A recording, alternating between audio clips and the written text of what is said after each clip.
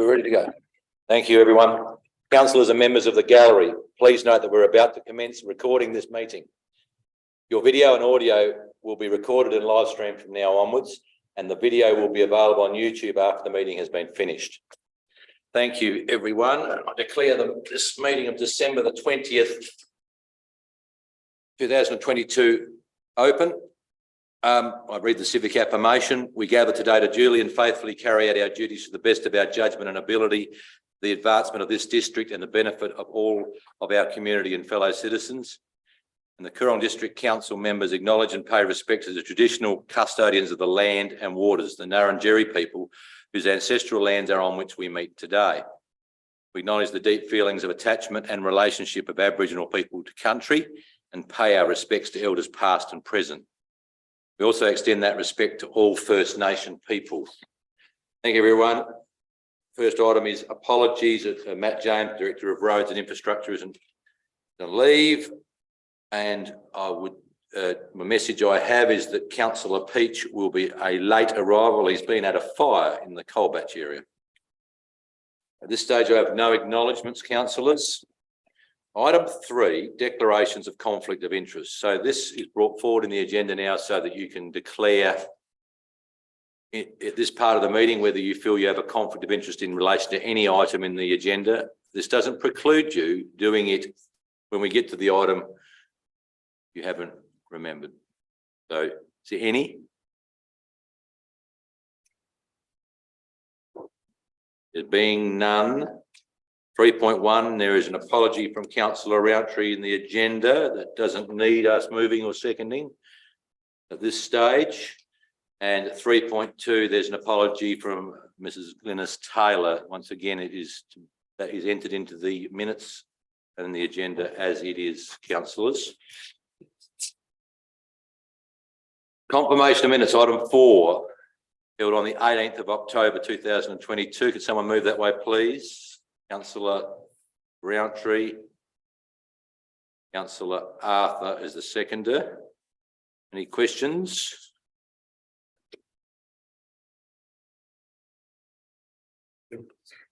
There is no questions. I will put the motion. All those in favour? Those against? It's carried unanimously. Sorry, I'm voting. Adjourned business. Item 5, I have nil. Item 6, reports by members. 6.1, the Mayor's report, councillors. I did actually attend the St Vinny's opening. Councillor Maidman prompted me for that, so that was a lovely little morning just down the street here. I think Councillor Kwon, you were also there from memory. On last Wednesday, the Mayor of Corinda, East Murray, and myself visited a couple of the Riverland councils as much to see how they're handling things and I suppose offer some support. Very instructive on where all your parklands, all of a sudden all you see is the shade shelter roofs, basically. So we wish all of the councils, I know we're the sort of the last on the line, all the best in the next few weeks. But my view is that they've done the best they can in preparing for the floods, and I think we have too at this stage, and we've hopefully learnt things as we need to from them. Councillor Bland first. Just in relation to that, have you, or council, I know we have offered some assistance, are we still needing to offer some assistance to other councils, please? CEO. Mayor. The standing approach is for the councils who have been impacted the greatest to go to councils who are along the river. So as you know, Matt James went because he was specifically asked because of his expertise. But the councils who aren't near the river, who won't be impacted at all, have been the ones who have been standing up and offering assistance. Thank you. If Good to know. a councillor comes and asks us for, we will certainly look at it. Thank you. Councillor Rountree. On the 1st of November, the discussion with Australian Rail Track Corporation. I can. Getting a railroad for. No, we were trying to do something very simple, councillor, which was to try and get a revised position of a pedestrian crossing at Tintinara. And I suppose at least we've established contact. Would be the polite way I'd word our discussion, but it'll take a fair bit of work, I think, to get an additional or a compliant. I note the present one's just a straight drive over and hope you're all right sort of pedestrian crossing at Tintinara. So that was the first of those meetings, and some of the part of the meeting what was it about. Through you, Mayor, I wasn't there, but No. it was about the speed of the trains through. Speed of the trains. I think we won't have any luck there. Councillor Qualman. Thank you, Mr Mayor. Councillor Roundtree stole my thunder regarding the AOTC one, but I have another one. November the 17th, attendance at the Black Dog Riders presentation at Murray Bridge. I intended to go on that ride. I didn't, unfortunately. How did that go? I didn't get to ride, councillor, and I very much would like to, but they had just a short presentation to acknowledge our support in front of the Murray Bridge Council office with a very large dog, some blow-up dog, which the power failed and the dog fell on me. So it's another worthy cause in our sort of our repertoire of helping any groups that are helping in mental health and that. Beautiful. So I'd love to go on one of the Black Dog rides one day, but trucks aren't motorbikes at the moment. Councillor Roundtree. Thank you, Mayor. On the 25th of November, your meeting with the shadow cabinet members, McKillop, McBride, and Tintinara, was that to do with the trains? No. So we were invited, CEO, you were there, and myself and some community leaders just meet at Tintinara. Nick McBride arranged it just to meet a group of the shadow cabinet travelling around the state, I think it'd be fair to say. And we had we had a lovely luncheon with a bit of, we were told, beef raised just out of town by TFI. And then we had got I suppose, a direct discussion with the 6 or 7, I think it was, of the shadow cabinet and 4 or 5 from the community. The meet and greet, councillor. Just a meet and greet, thank you. Yep. There is nothing else. I'll move on. Councillors' reports. Councillor Arthur, you want to add anything to yours? No. All there, I think. All there. Okay. Did we just? I've got a question in relation to the Box Flat Wild Dog Coordinating Committee. Have we found those wild dogs yet that we saw in a photo some months ago? Yes, they did. They got a couple of them. All right. It's that's why I suppose it's a very under the radar sort of board which has been going for many years, and it's probably one of the probably the best between the sheep industry, local council, South Australian government and Victorian government to work in together. And I think our contribution when it is needed is $700-800 for the year. It hasn't been because we haven't had a heap of dog attacks, but they did have a few towards the end of last year. But the dogger they called in from up the north was able to get some pretty quick. So good thing on the photos. I also say for the meeting's benefit, it's called Box Flat, but it's really dogs that are coming basically out of the Greater Narkett Park. Yeah, that's they were in right. this stage in the next little park of Karkuma when we saw some photos a few months ago. So, Yeah. But Yeah. and there's a joint state committee in effect. Okay, Councillor Maidment, your first report. But as you may have noted, you can report quarterly as a councillor. Councillor Roundtree, you want to add anything? No, thank you, Mayor.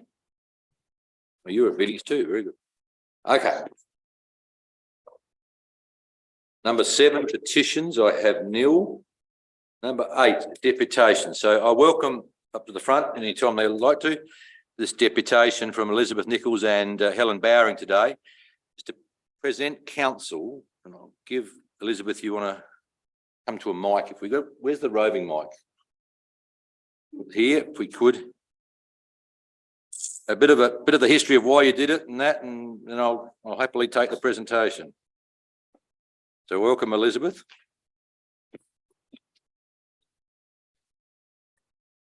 Thank you, Mayor Simmons. Yeah, you're speaking to that, but the paper gets in front of it, it doesn't do any good to it. Bridget Martha, councillors, distinguished guests, ladies and gentlemen. It is with pleasure that I have the opportunity to present the East Wellington Country books to the council today for their records. And I'll explain how this all came about. Firstly, for those who don't know me, I was farming at Jaybuck all my married life until 2008. when Jeff and I retired to Tailem Bend. And in my spare time, I thought researching the history of district of Coorong, and outside that would be a worthwhile occupation. So I started with the first book in the region called Jaybuck on the Range, 1986. And then I progressed to Harnessing Horsepower, which took in the old Council of Peak and the 9 towns within that.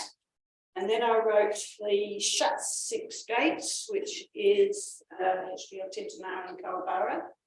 And this fourth one for this district is the cemetery book, which really needed to be done. I must say the opportunity to print this book came about after the Coorong District Council approved a community project grant, and the Tailem Bend historians sincerely thank Council for funding this project. 3 years ago, while researching the history of Tailem Bend for an exhibition, I found that Mounted Constable Charles McCulloch of the South Australian Police died while on duty on the 26th of July, 1885, before the town was established. He was trying to stop a bolting horse and drag, which ran over him. His funeral at East Wellington was well attended, but his grave was unmarked and therefore the location unknown. And I wondered how many others fitted this category, so the search began. Records for the cemetery commenced in 1895 under the administration of Meninga Council, and these are currently kept at this office. So here they are from 1895 up to current time.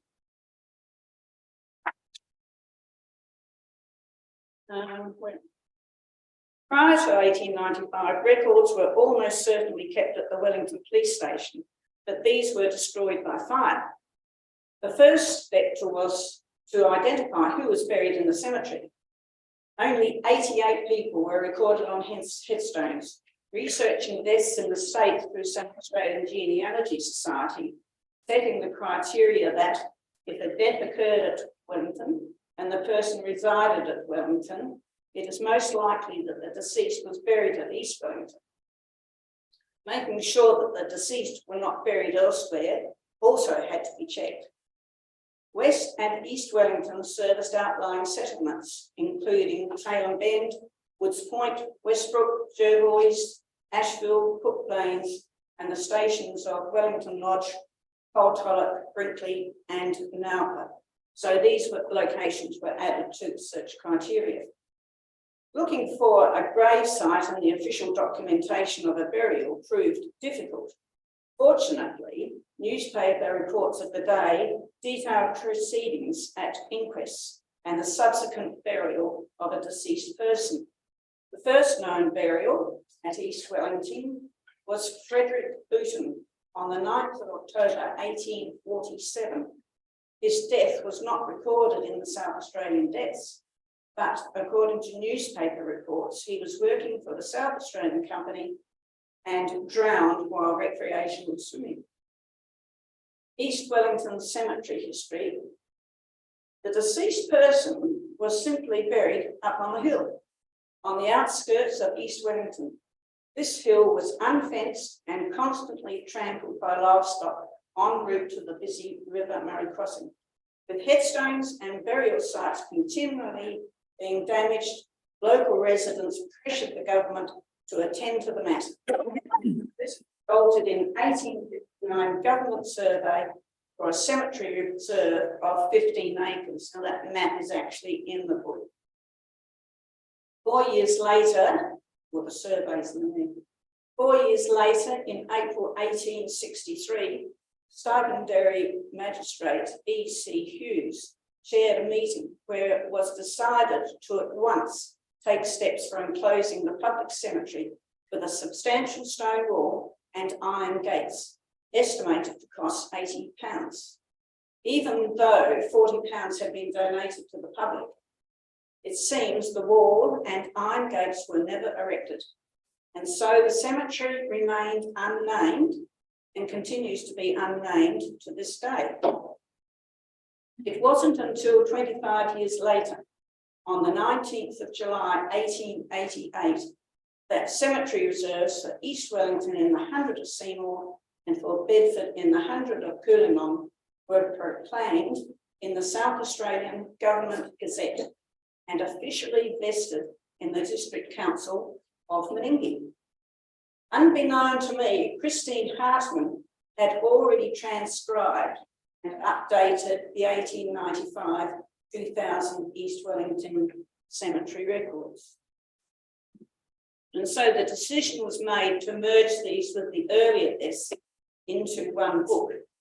This book now contains details of 300 deaths, together with a selection of corresponding newspaper reports of the day. Show you quickly. It's a pictorial book.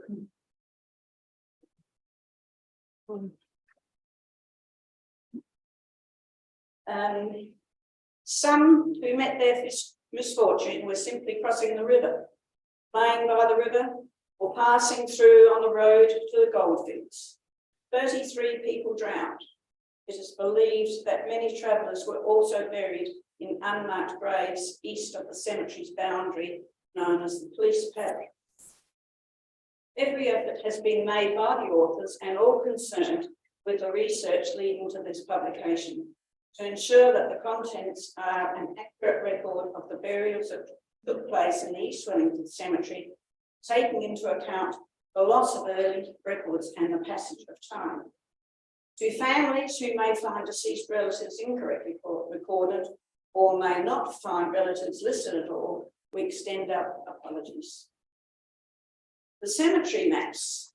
After a general tidy up of the cemetery in the 1960s, only 88 people remained on headstones, and little is known where people were buried. The Meningie Council's cemetery record keeper was instructed to peg burial plots and construct a map to record where the deceased were interred. However, the records only gave a general location of north, south, east, or west. Between 1910 and 1949, numbers next to burial details were included. Unfortunately, the map ceased to exist, so an attempt to redraw a numbers map was undertaken, starting with 9 headstones and matching their allotted number, and then adding further recordings from the Les Marron map. So now we have quite a substantial map here that gives the layout of the cemetery, and also relating to the numbers, we've managed to find where some others have been buried. So that will be good for future interments.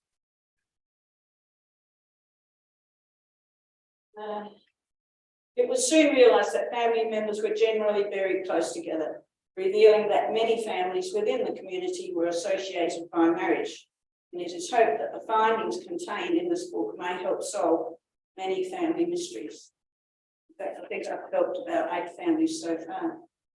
Copies of the book will be housed at the Coorong District Council, Tailem Bend Community Library, Tailem Bend Historians Association, and Murray Bridge Community Library, providing a record for interested persons and a direction for further interments in the East Wellington Cemetery.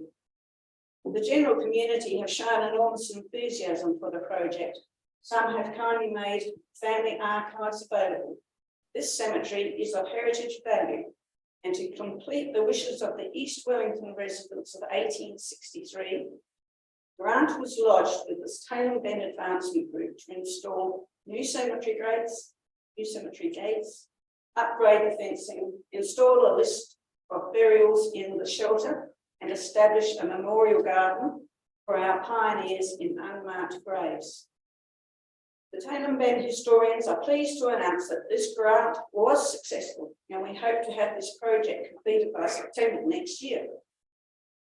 The reason being that the South Australian Police Historical Society have shown much interest in honouring Mounted Constable Charles McCulloch, who died on duty in 1885.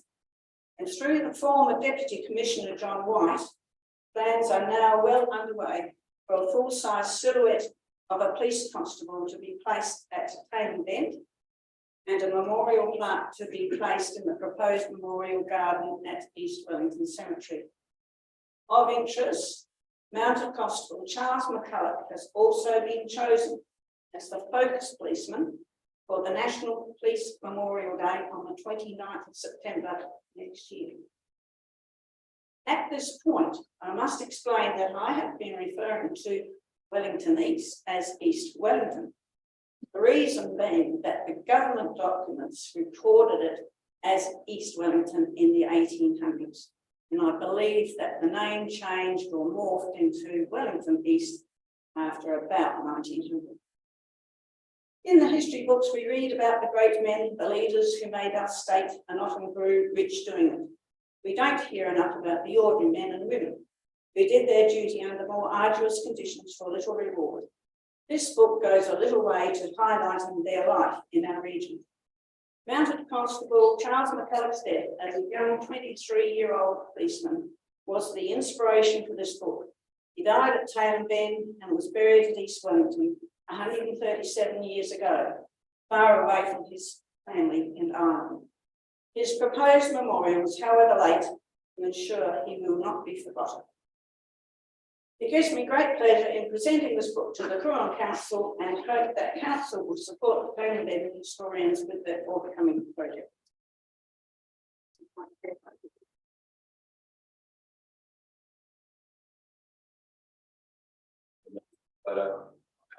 Maybe. Yeah, well done.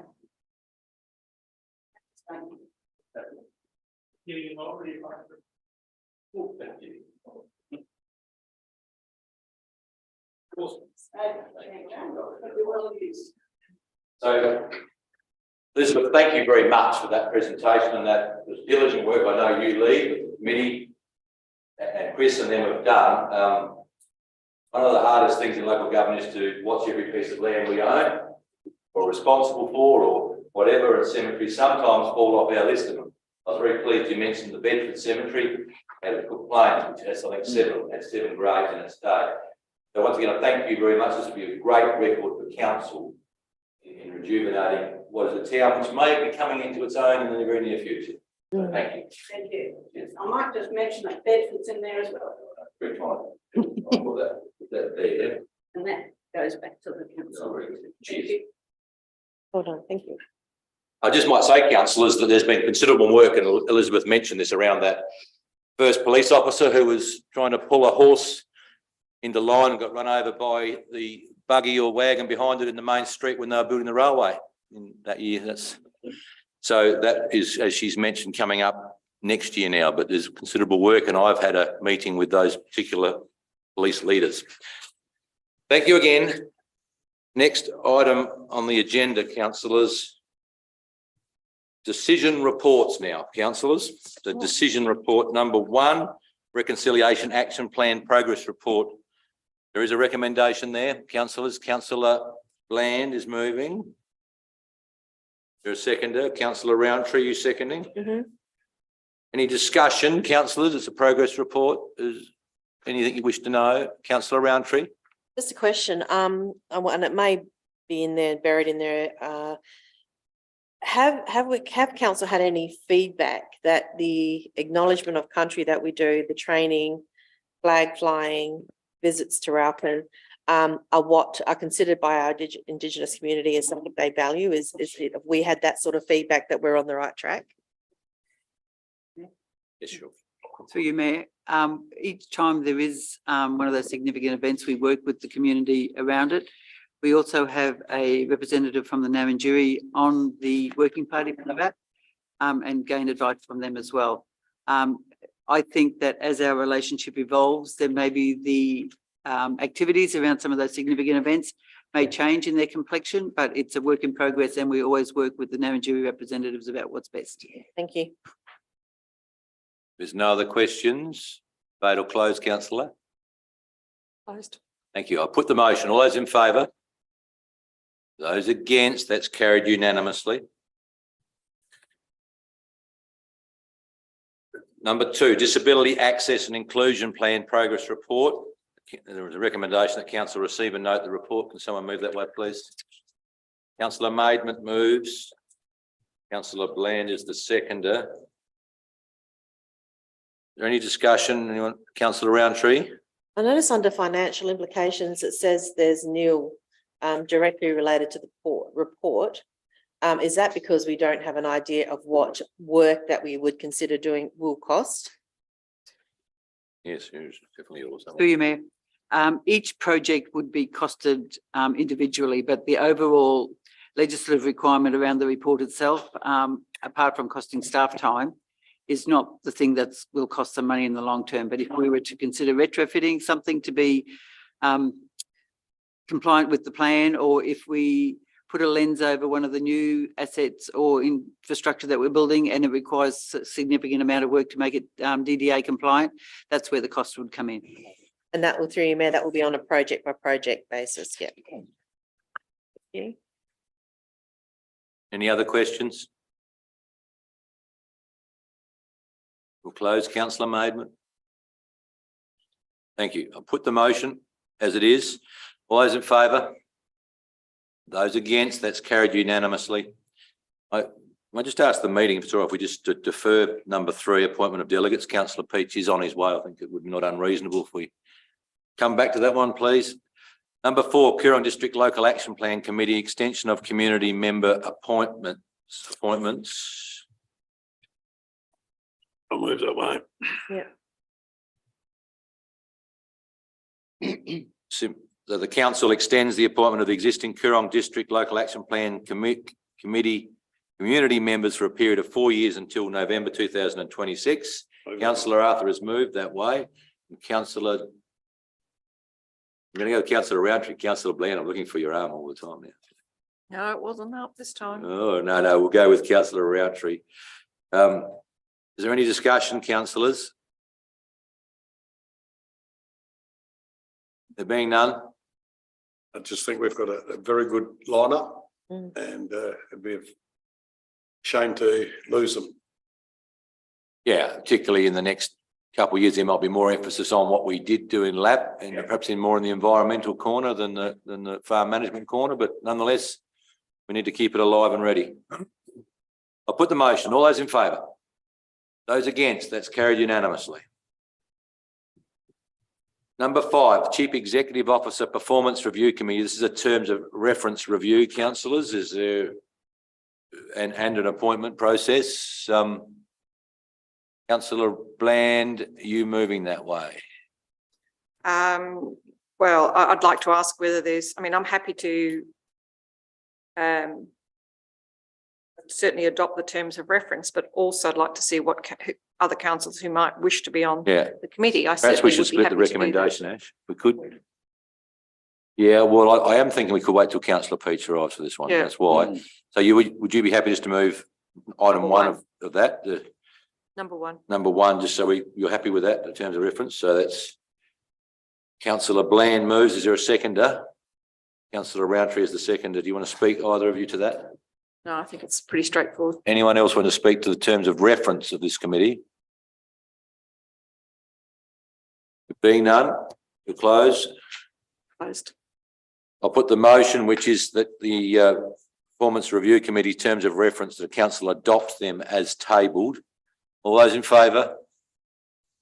Those against? That's carried unanimously. We'll leave the appointment of councillors to that as well, if we could, please.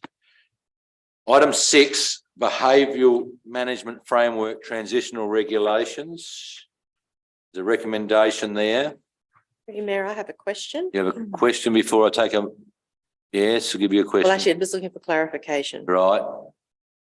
Yes, Oh, okay. So we're not actually debating the words in the document. We're just noting the framework and the transitional regulations, and we'll get to debate policy wording when the policy is presented to council. yes. This is a model template that the LGA have provided. There is, if the council wants to have a policy, then that's discretionary. And so, I've got it right?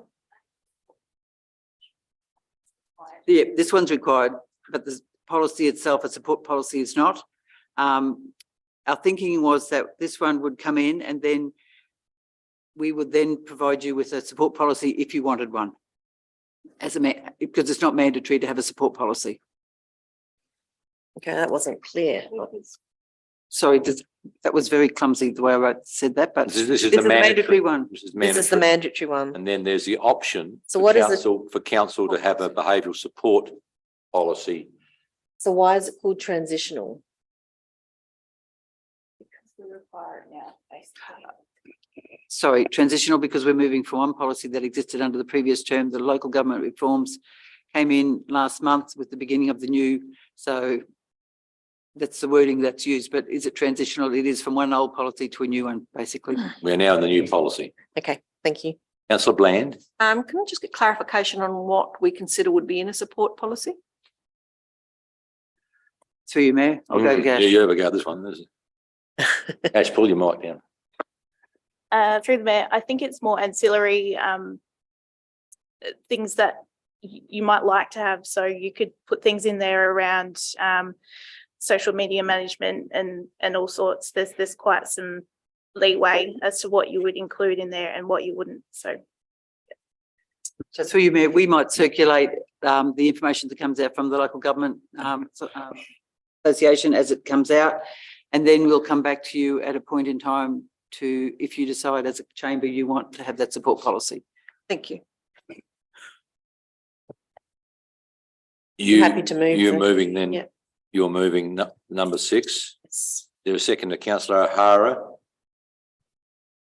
Either you wish to speak to this? No. Anyone else would like to speak for or against? There being none, I'm going to put the motion. All those in favour? Those against, that's carried unanimously. Number 7, SA Coastal Councils Alliance is a nomination of representative to the Executive Committee. Through you, Mayor, I have a question. Yes, certainly. So my reading of this is the Coorong has some of the largest coastal areas of any of the councils, and I'm wondering why we don't push to have our own spot on this group rather than be putting up a recommendation or a candidate which will then go into the mix with the Southern and Hills. Why do we not just push for our own? Through you, Mayor. This committee is framed around the local government groups, and we're in the MOLGA. We're the only council in that group. So generally the MOLGA is not too interested in this particular issue. We are the only council that's impacted. So we have chosen to associate with the Fleurieu Peninsula, and that's why it gets a little bit messy in terms of who the representative is. We could ask for a spot by ourselves, but we could be voted down as well. So this is a way of being part of the discussion. I would think 2 years ago we were asked what our preference was, and we at the time thought we would go with Fleurieu in this case, because I think they had 5 councils and others had 6 or 7. So we could still put through email, we could still put up a candidate, but that candidate might still be voted down at the meeting and they might pick someone from the Fleurieu. So we don't have a voice Oh. at all then. Certainly, but We still have a voice, but not on the executive. That's right, that's right. I've showed my initiative by letting Ash know that I would be interested in going on this committee, because I have been to meetings that before regarding it. But this is the executive, and then you've got to split up into regions, and each region is different. And it's quite interesting because it's the South East Coastal Council Alliance, but the majority of the money they're talking is for Port Adelaide Yeah, and the cities. So that's why we need a strong representation that's what I was thinking. from the country for that, because the maps, half of Port Adelaide up to Woodville is going to be underwater by 2050 or something like that. So it really does need our participation. Although we may not get a seat on the executive, we still get a seat on the individual boards. Through you, Mayor, I'm happy to support Councillor Arthur if he wants to do this, but I would also like to see us push to get a spot on the executive. I think it's important that we are representative there. Councillor O'Hara. I'm option one. I'd like to nominate Councillor Bland. I know she's keen to take on this job. And lives on the coast. You moved. No. Lives on the coast. It's coming closer, councillor. Next week. I do have a live motion on, with all due respect, that your councillor O'Hara is moving option 1 with councillor Bland, right? That's what I'm taking as a motion now on the floor. Mm. Is there a seconder? Councillor Maidman. Councillor O'Hara, you want to speak to it now? Just, No, not really. I just, yeah, Through you, Mayor, question. yeah. Didn't councillor Arthur, No one moved anything. it didn't, okay. My advice would be that if you wanted to have a different councillor as your nominee, you might want to talk about it now, but we'll be dealing with the motion I got on the floor first. And I think in the next meeting I should attend to re-establish our credentials with the Southern and Fleurieu. We've had this discussion internally around this. Is there anyone else for or against the motion? Through you, Mayor, would it be appropriate to suspend the meeting just to have a discussion? Only that I just feel that I hadn't realised that councillor Bland was interested as well, and maybe we just need to have a think about that. Who wants to do it? So I think we've got 2 candidates both saying they want to, and it's going to be awkward to go and vote on this motion without a discussion. I know how to do this.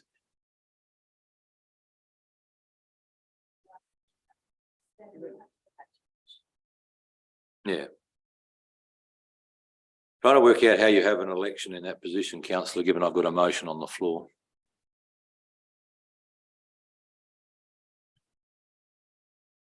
I don't think I actually can realistically. I think if you wanted someone else, you could move an amendment to this motion if that was of your will.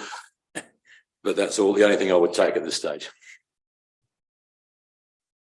Oh, I'm quite happy to not worry about it. Yeah. Sharon wants to do it, that's fine. Yeah. What you've got Yeah. to realise, it's not just our area. It's the whole area, you know, the whole of the state. Yeah. Yep. And that's right, councillors, you can all attend if you wish. I presume the meetings will be somewhere on the Fleurieu. I think Kangaroo Island will be in that grouping from memory, if I remember the listing, so. This is strange. So councillor, unless you're going to move an amendment, I'm going to go on with the motion as it stands, which is option 1. Voted. Okay, councillor O'Hara will close. I'll put the option 1 as it reads with councillor Bland as the nominee. All those in favour? Those against? That's carried unanimously.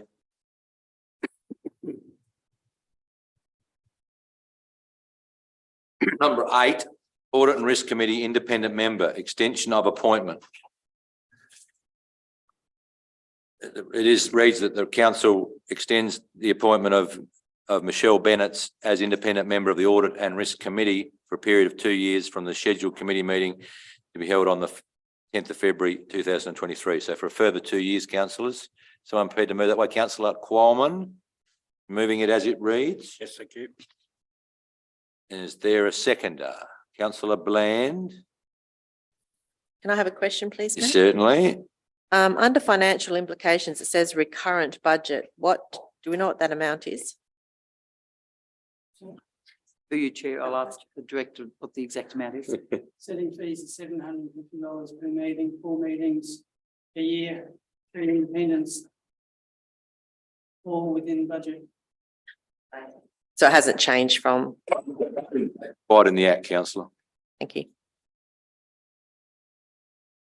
Anyone else? Councillor Bland, Councillor Qualman, you want to speak to it? You were.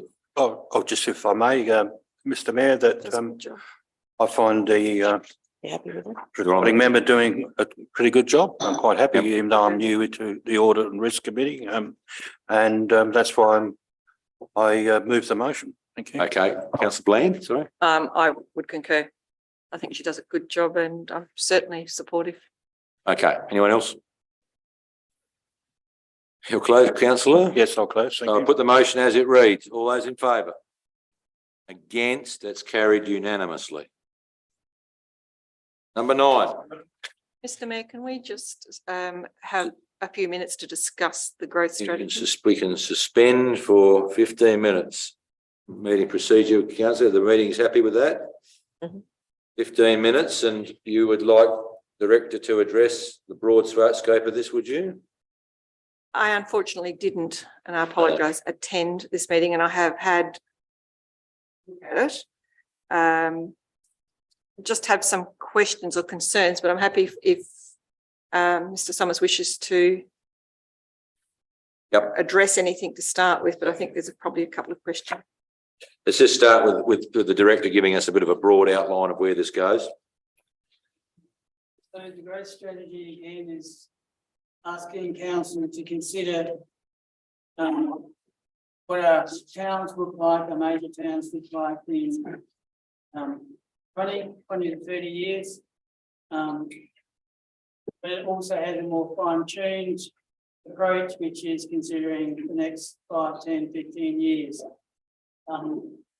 It is not purely a land use policy document. And in fact, what we found through our research is that a lot of our land use policy is sufficient for growth over the next 5 to 15 years. In other words, we've got enough land that is appropriately zoned for residential, commercial purposes. However, some of that land is not divided and serviced by infrastructure. So it does look at reasonable projections for growth based on the strengths of certain locations, and it provides some guidance as to the key constraints to that growth and the opportunities of council to address that. And a good example would be Wellington East. Wellington East, as you know, has a non-potable water supply.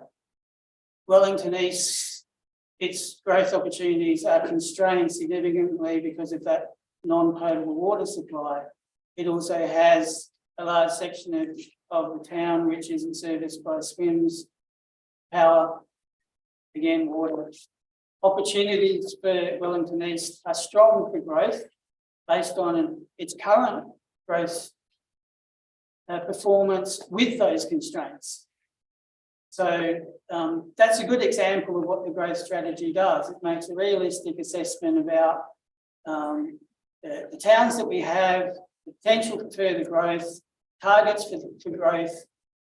It's also then, I mean, at the end of the day, what we're trying to do, trying to get a district-wide population that grows to a level where we have greater economies of scale, greater opportunities.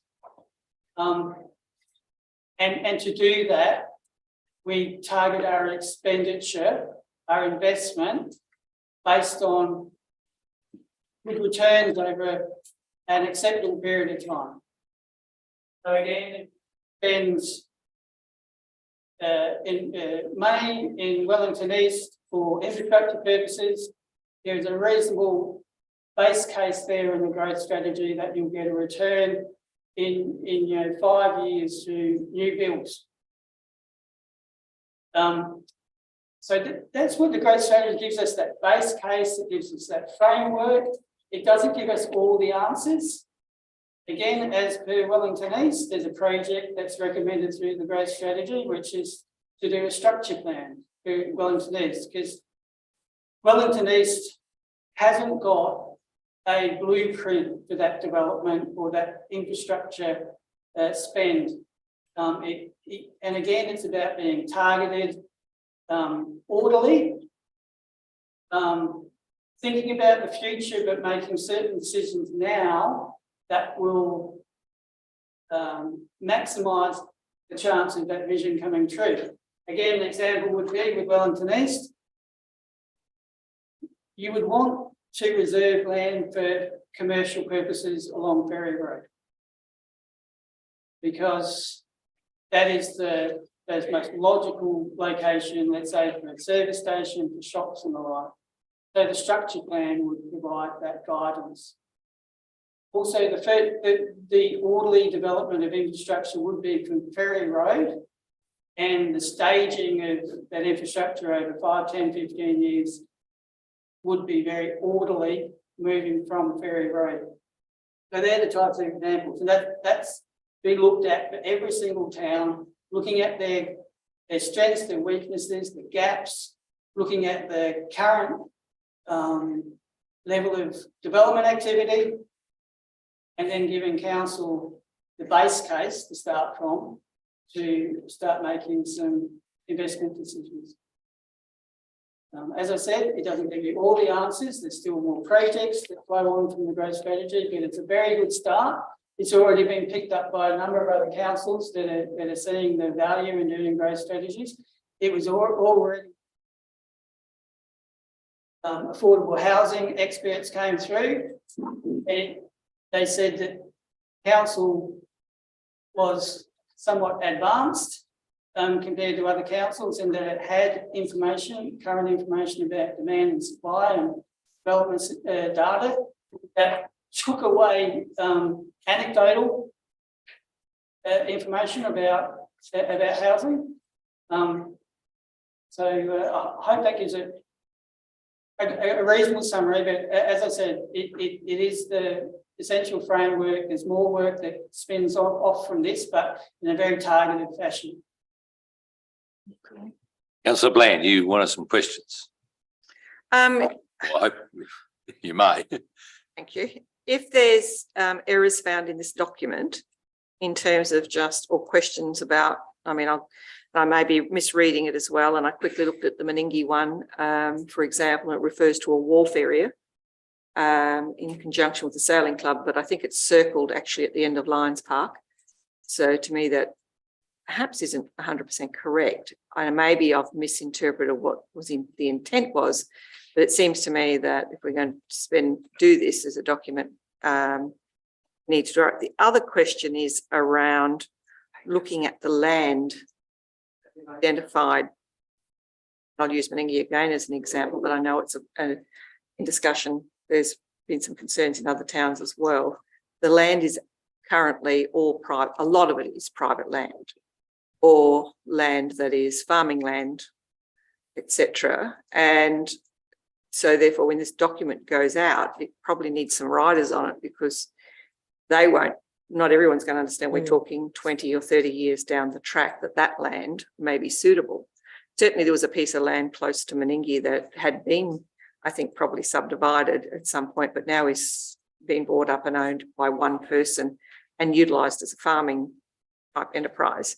So there could be some concerns about what council's intent in the short term is, even not just when most of us are gone down the track in 20 or 30 years time. So well, can I say about the short term, and go back to the comment I made before, every single one of our towns has sufficiently zoned land, appropriately zoned land for 10 to 15 years residential growth at the current rate.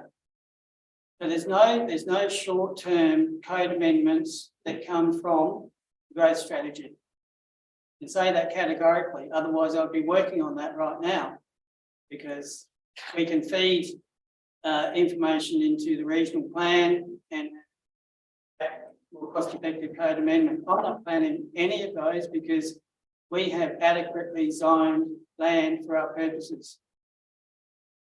What this is about is, one, stimulating growth in areas where we believe there'd be a good return and building our population base.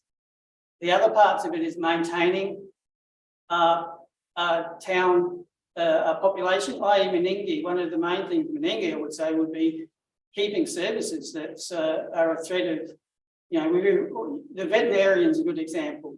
You haven't got a town-based vet, you've got a visiting vet, but that visiting vet is looking for a base. A very good idea out of the growth strategy would be to support services like that to be maintained in Meningie. As I get back again, as far as signalling to landowners about code amendments, I can't see any code amendments coming out of the growth strategy in the short term.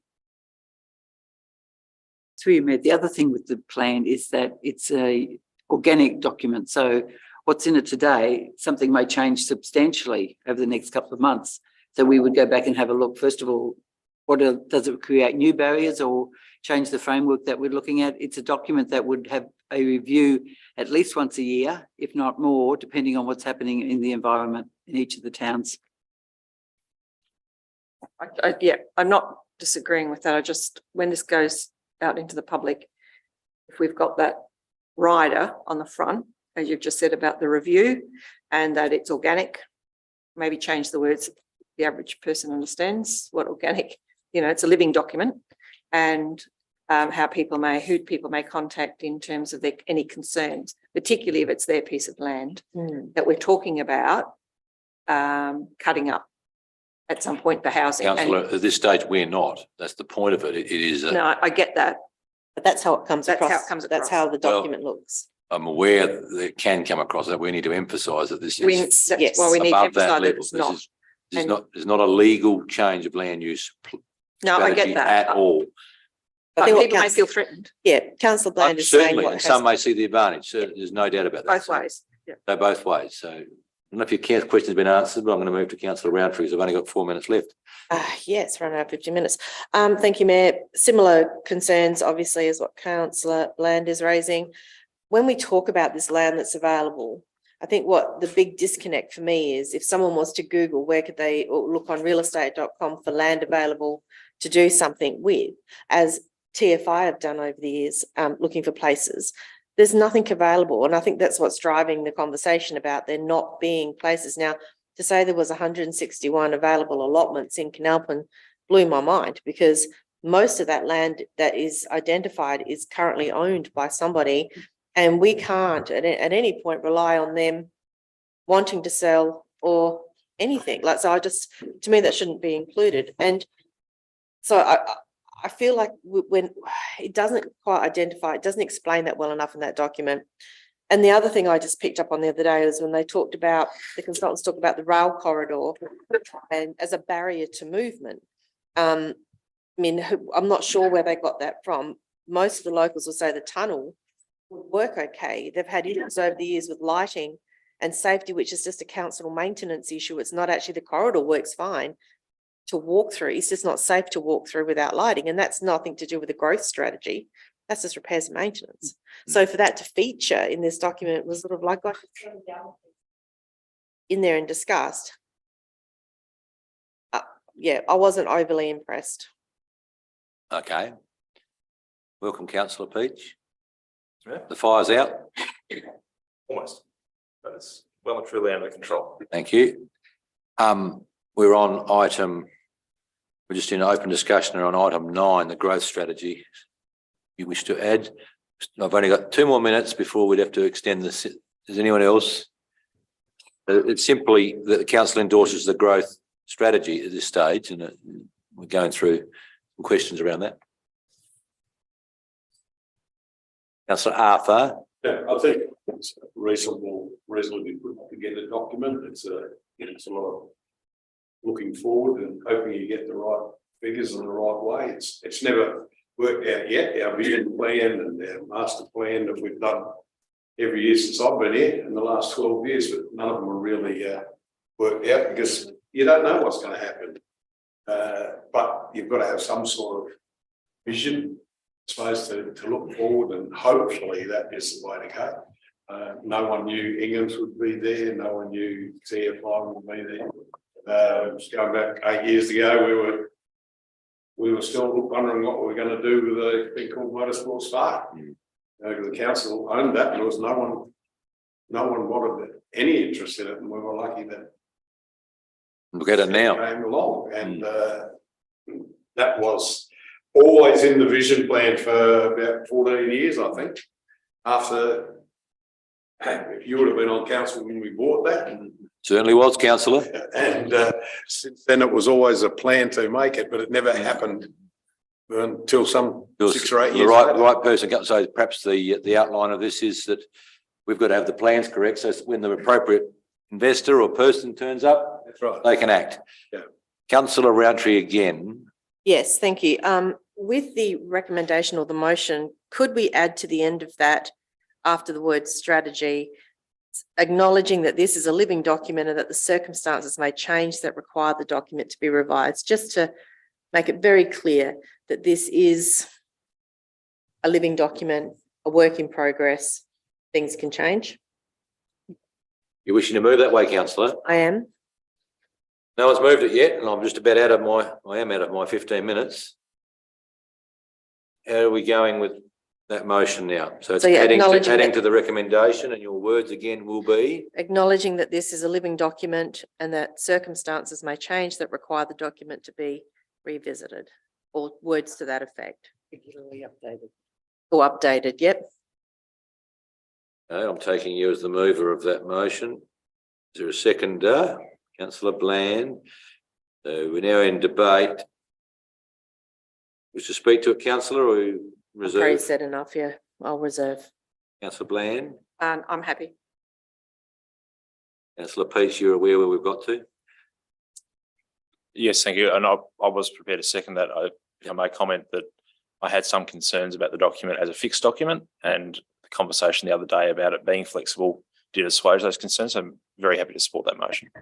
Thank you. Anyone else? Councillor Maidman? Thank you, Mayor. Just to add to this, and when we went to the session on this, I think it was actually stated by Miles that it was a living document, but it's not appearing on any of the official stuff. So I'm happy to support okay. that now that's been added. Okay, we're under that general understanding that it will change. But we've got to start somewhere or continue from somewhere. Anyone else? Closing, councillor. Closed. Put the motion and it is up on the screen. And I'll read it that to move councillor Roundtree, seconded councillor Bland, that council endorses the Coorong growth strategy, acknowledging that this is a living document and that circumstances may change that require the document be updated. All those in favour? Those against? That's carried unanimously.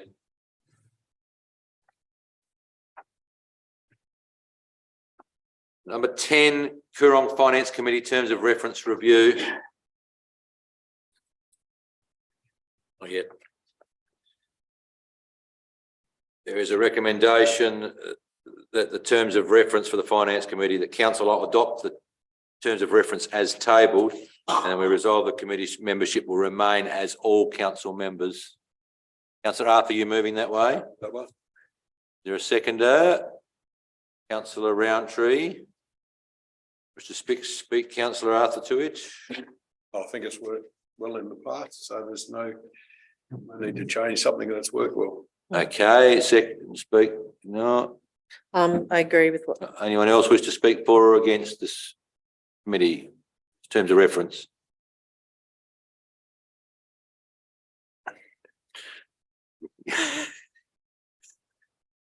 Okay, you're closing, councillor. Close. Okay, I'll put the motion. All those in favour? Those against? That's carried unanimously.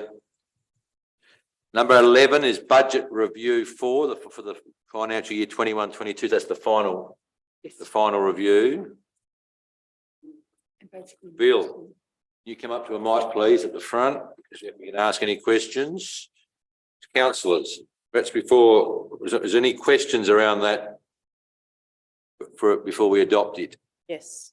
Councillor Roundtree, your first question while Bill takes his position is? Okay, so under materials, contractors and other expenses, 446,000 unfavourable. There's a stock write-off of 248,000, which was found by comparing the cartage notes and stock on hand. And there was an explanation given. I thought it was quite a good explanation. But do we consider that any of this could have ever been stolen over that time? I mean, how do we know? How do we reconcile this? Through you, Mayor, I'll start and the finance manager will pick me up if I go.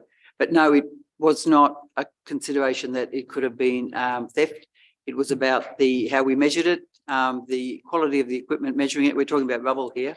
Yeah. And so we basically, no, the answer to your question is no, it was never a consideration. It was to do with the equipment and the measurement. Bill, would you like to add anything to that? No, I agree as well. Just the quantity for it to be stolen is not possible. Not possible. To have that sort of quantity stolen. It's in discussion with the INA department. It's likely due to the scaling of the equipment and elements, very many variables such as moisture in the rubble over time. And that's probably the key element over several years. It's incremental and it's added up.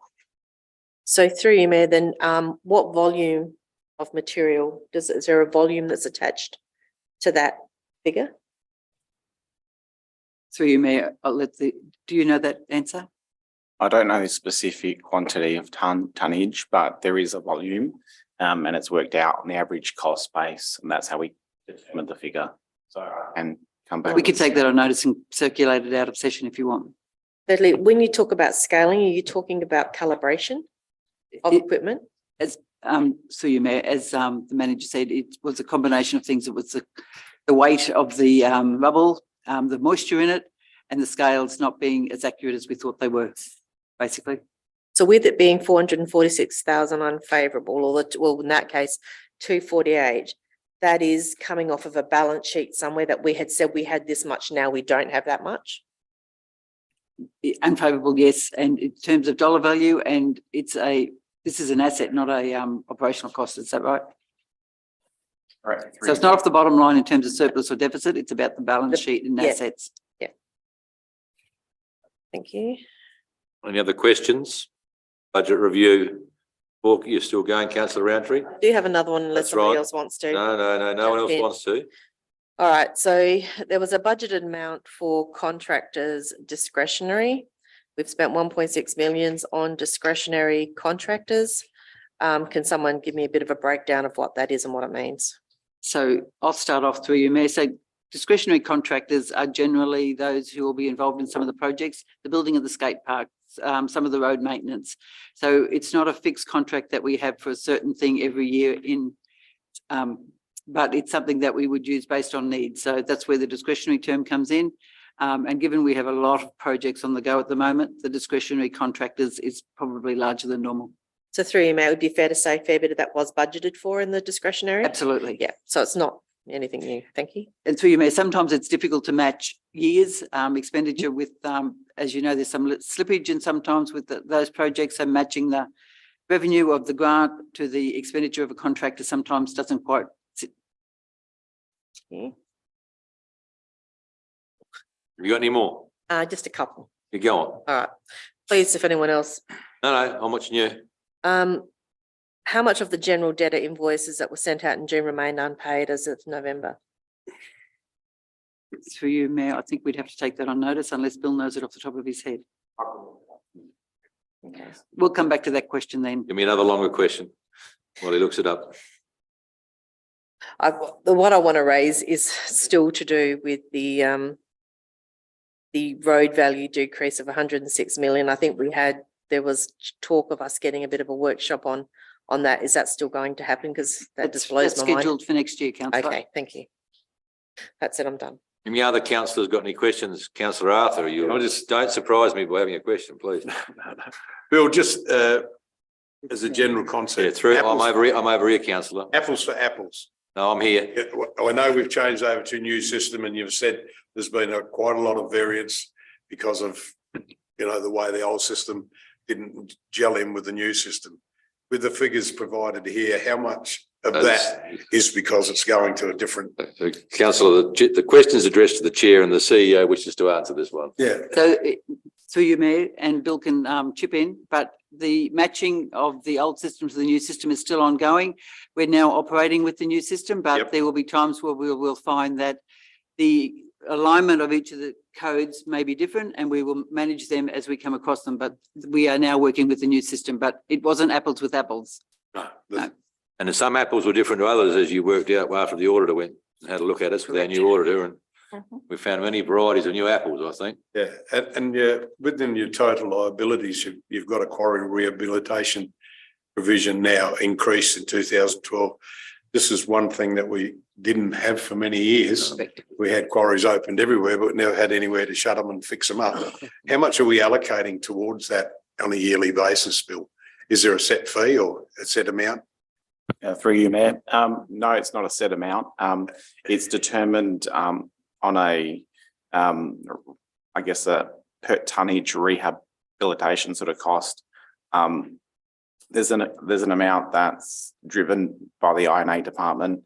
It's formula driven and it's based on the quarries and pits and the amount that's needed to we get them back to the original state. So it's not a fixed amount to answer your question.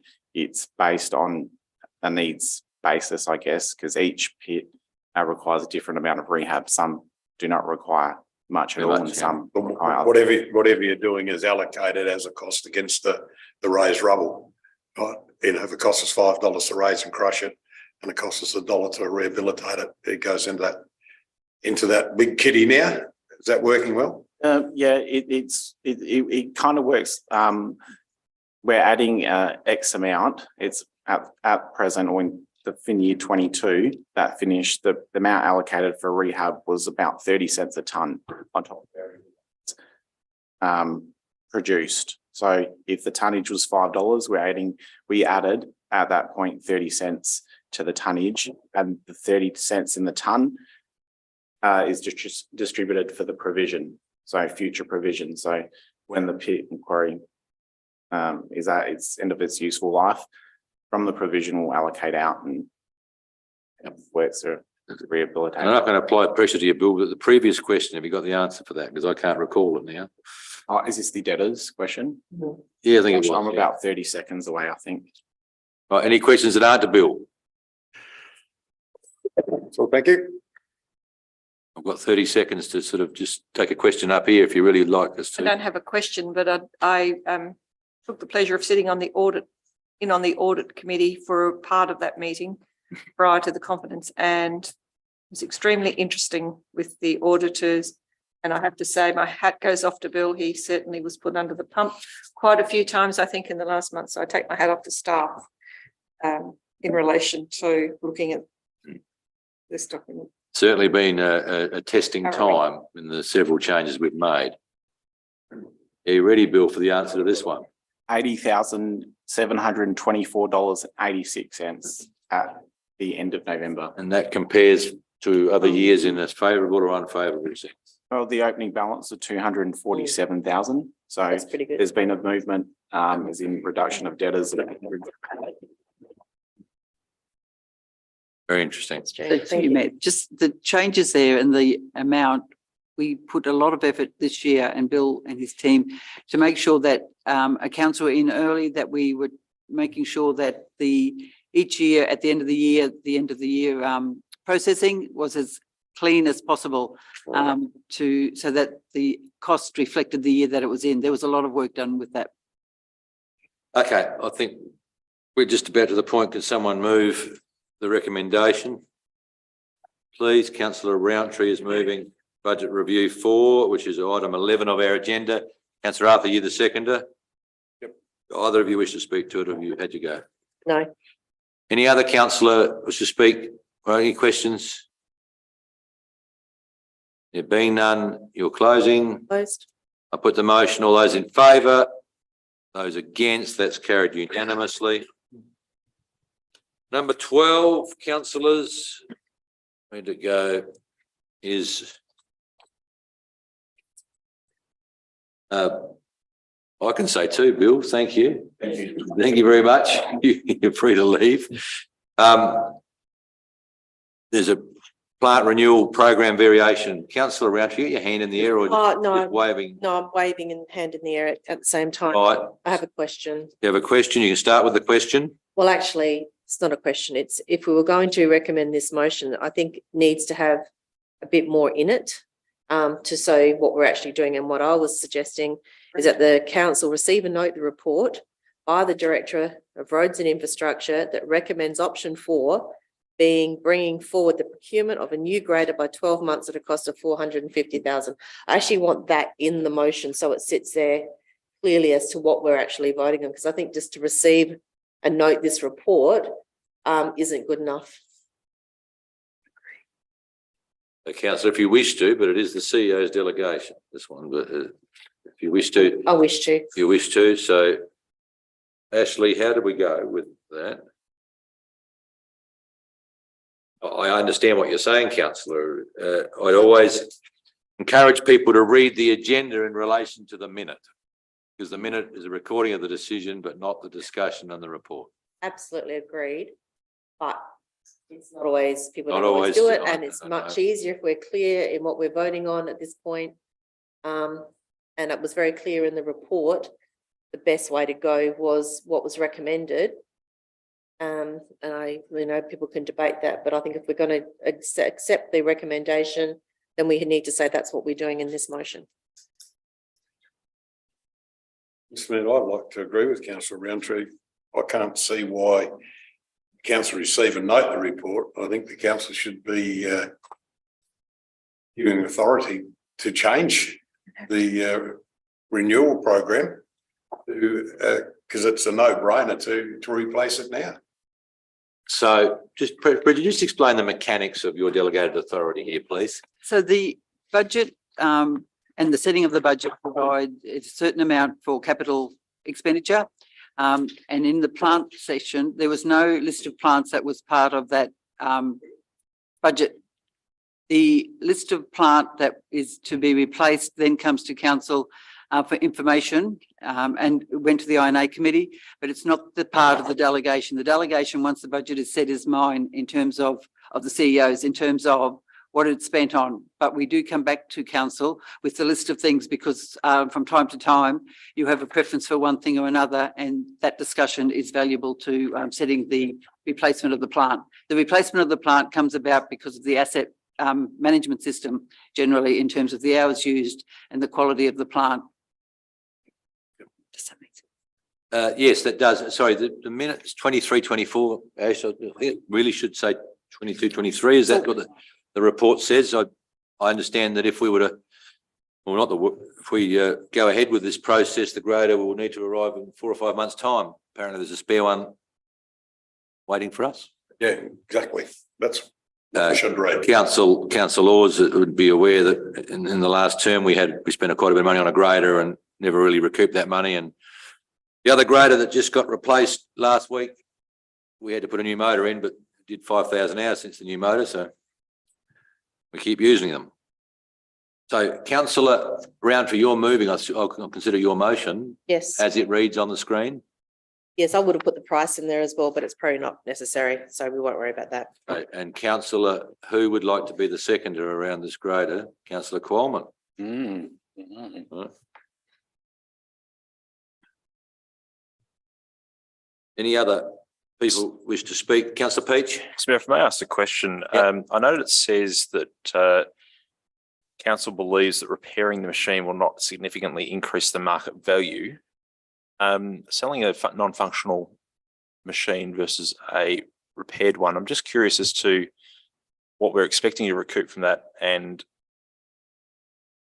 Conversations with the dealer and their experience in the past as well is that I'd say quite happy, but that's probably a little strong, but they will buy them and then they use them for their apprentices to actually work on. So they do have a fairly good resale value, even if they're not in working condition at that point. thank you very Given much. that the failure is being diagnosed in the transmission and substantial change, that grader might reappear another day with a new transmission in or a reworked one. I think our experience about 3 years ago in the replacement of the Meningi-based graders showed that you can pour a lot of money into an old machine and never get any more back for it. I know you and me are on the same wavelength. I know. No, I understand. I just was curious as to how it's going to impact, but it sounds like it's a good solution. So thank you.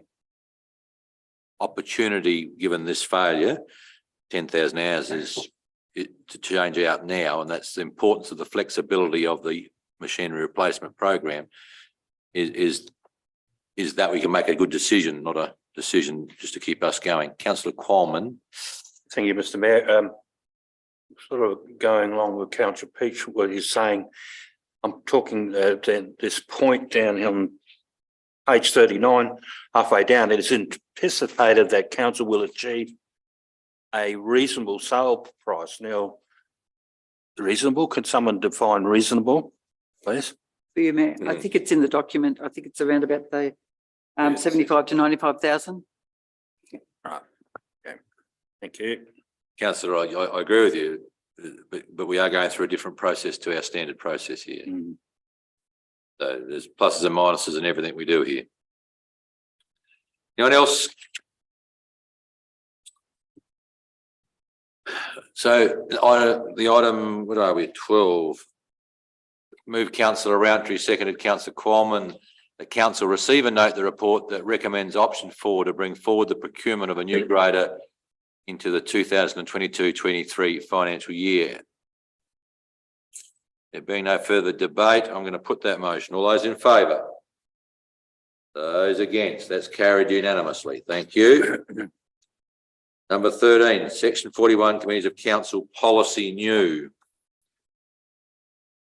I have a question there. Yes. So 6.4.1, are there examples of section 41 committees that have been enacted for a period of 6 months? Is that a common thing? I'm a little concerned about just the dissolution of them without a process. Through you, Mayor, Yes. we would come to council a section 41 committee got to that stage, we would bring it to council to ensure, first of all, you're aware of it. It wouldn't be a dissolution without any further Okay. discussion, but it's a trigger. All right.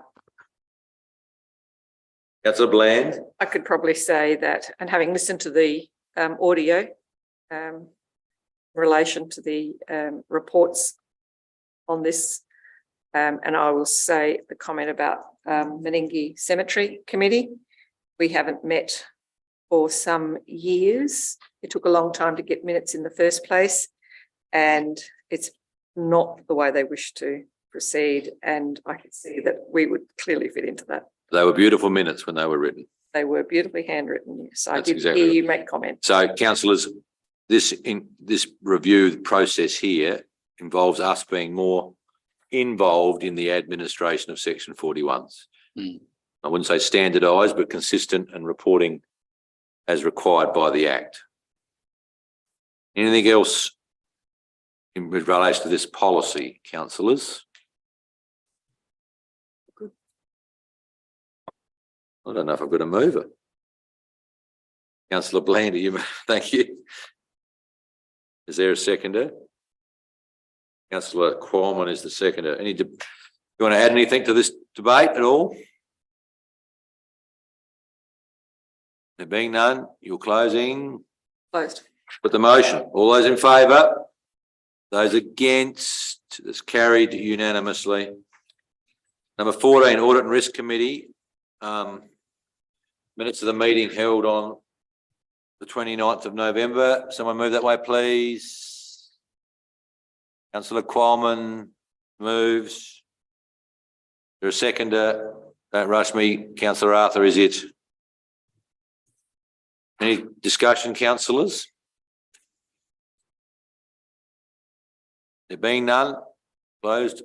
Put the motion. All those in favour? Those against? That's carried unanimously. Number 15, War Memorial Hall Committee minutes of the meeting held on the 1st of November 2022. Councillor Peach. Excuse me, Mr. Mayor, do I need to excuse myself from That- conflict of interest here? Yes, I think so. You need to declare, and what's the words we use, Ashley, now? Material or general? Material or general? Which one do you want to do, councillor? It's your call. Can I seek advice on that? Yes, you can, quickly. Through you, Mayor, Kind of I would friend. say it's general because it's a council asset. You were standing in for the secretary, as I understand it, Yes, and I am a member of the committee in general, but I was standing not the in. executive, and you have.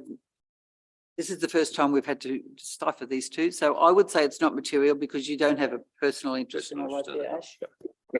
Yours to declare, councillor. So we'll note that, and Declare a general interest. councillor, at the start of the meeting, we did actually ask for that, but you weren't here, so that's fine. So that's so as you can see, councillors, I'll take a declaration at any stage if I have to, but we'll prefer them at the start. In the two categories, which are somewhat simpler nowadays. Being that it's a May, can someone move that way, please? Councillor Roundtree, is there a seconder? Councillor Maidman. No other discussion around the elements in that? Councillor, sorry. So councillor Peach, you do need to inform us whether you're going to vote or not. I know I won't vote. It's fine. So we'll get used to this new system, which I hope will be simpler than the last one, I can guarantee you. Closed. Yep, Close. yours. All those in favour? Those against? Carried unanimously. Sorry, I was looking at councillor Peach and then realised he didn't have to vote. And we've got a second one, councillor, which you'll declare the same, I presume, item 16. I will declare the same way. Same, yep, just put that one around there, the same. So the same declaration, please, Ashley. Can someone move that way, please? Councillor Maidman and Bland for that one. Thank you. Anything else picked up out of that? Being nothing, we'll put the motion. All those in favour?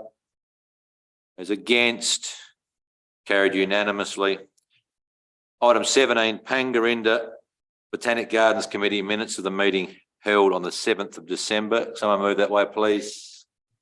Councillor O'Hara and Maidman. Any discussion? Councillor Bland, you want to say something? Just a question really around, I think I read somewhere, I'm just looking for it now, about seating. Yes, Pangarinda, no, I think there's been some improvements the way I read it. Councillor Qualman is on that committee. Do you want to add? Yes, the Taliban Lions have donated some park benches. Yep. to That answer your question? Thank you, yes. Anyone else around that? There being none, all those in favour? Yeah, those against, it's carried unanimously. You're back voting, councillor, yes. Number 18, Pangarinda Botanic Garden Committee minutes of the meeting held on the 7th of December. Could someone move that way, please? Councillors Roundtree and Peach. There's no further discussion. I'll put the motion. All those in favour? Those against, that's carried unanimously. Councillors, I propose a 15-minute break, but prior to going to that, while you're having a break, you can consider the two we did not make a decision on in that report, which is where did we go here? Chief Executive Officer's Performance Review Committee. The Councillor Peach, we deferred because you weren't here in effect. We need to select at this stage 3 councillors for that. And at section 41, number 3, the section 41 committees. Perhaps while you're having a cup of coffee and for 5 or 10 minutes, you can consider who between you would like to be on those. If I may ask, Back at 6:35, please. I may ask a brief question regarding section 41s. Is it possible for council to appoint 2 councillors to a committee?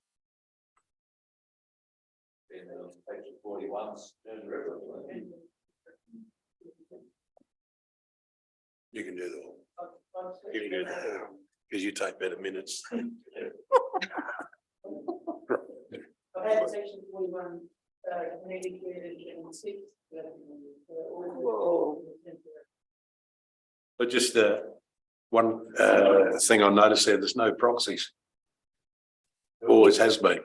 We did away with them last one, didn't we? Lisa and me and Lisa. Yeah, Yeah. I thought we did away with them. Yeah. So the new act says we can't have it. Oh, there you go. Yeah, just while you're all having a coffee or a break, give some thought to coming back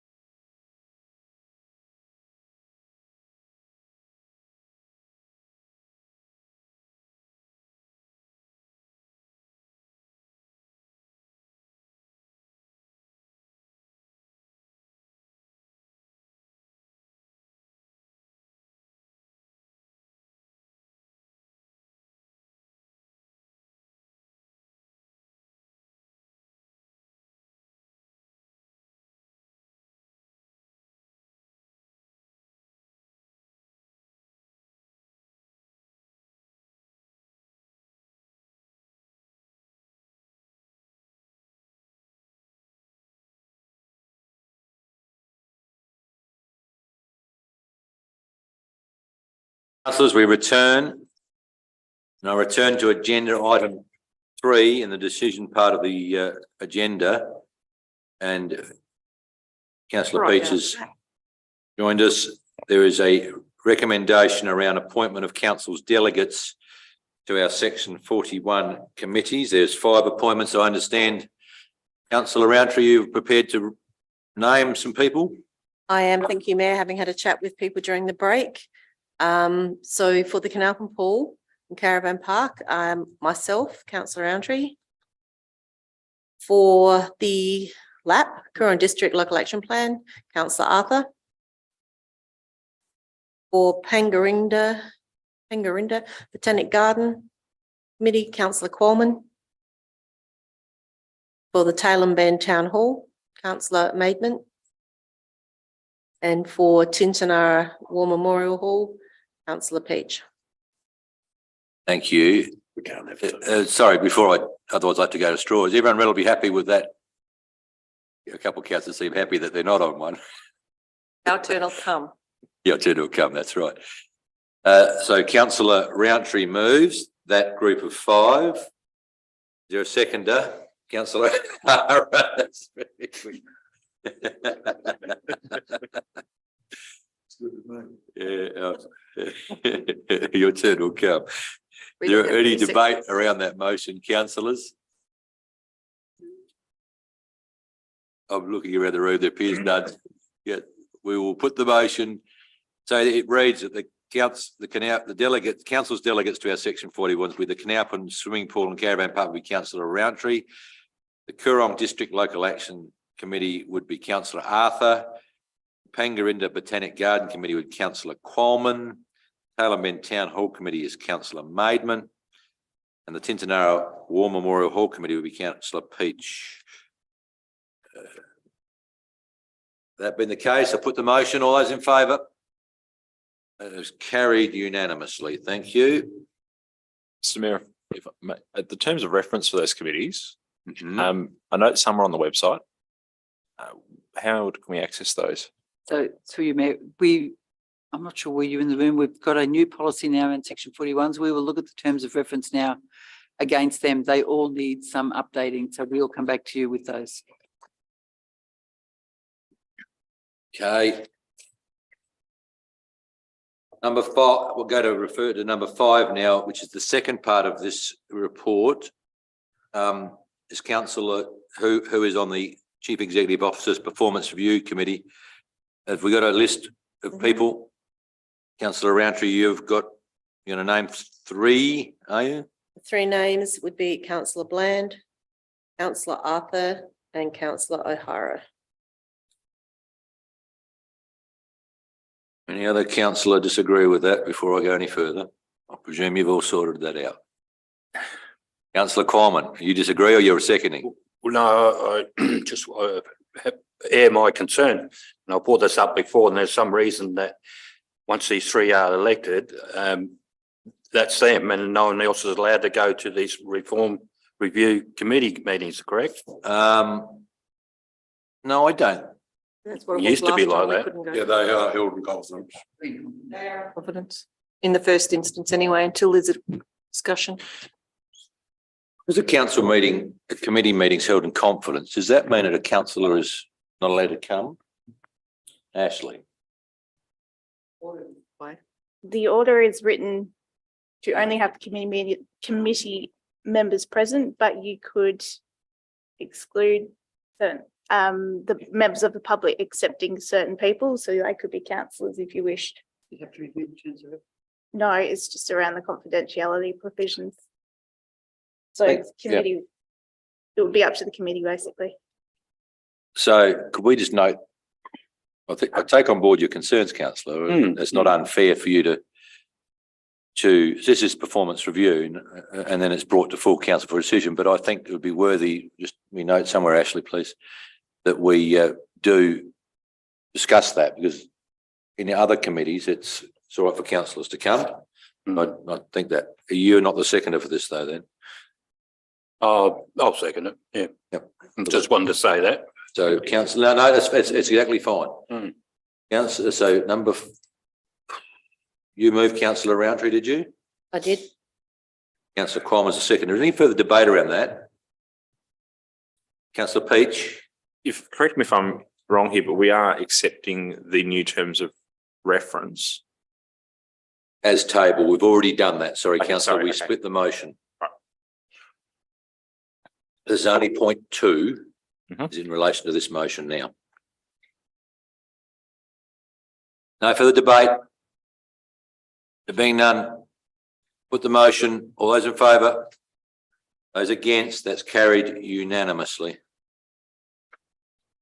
We now go to information reports 10.1 in my system anyway.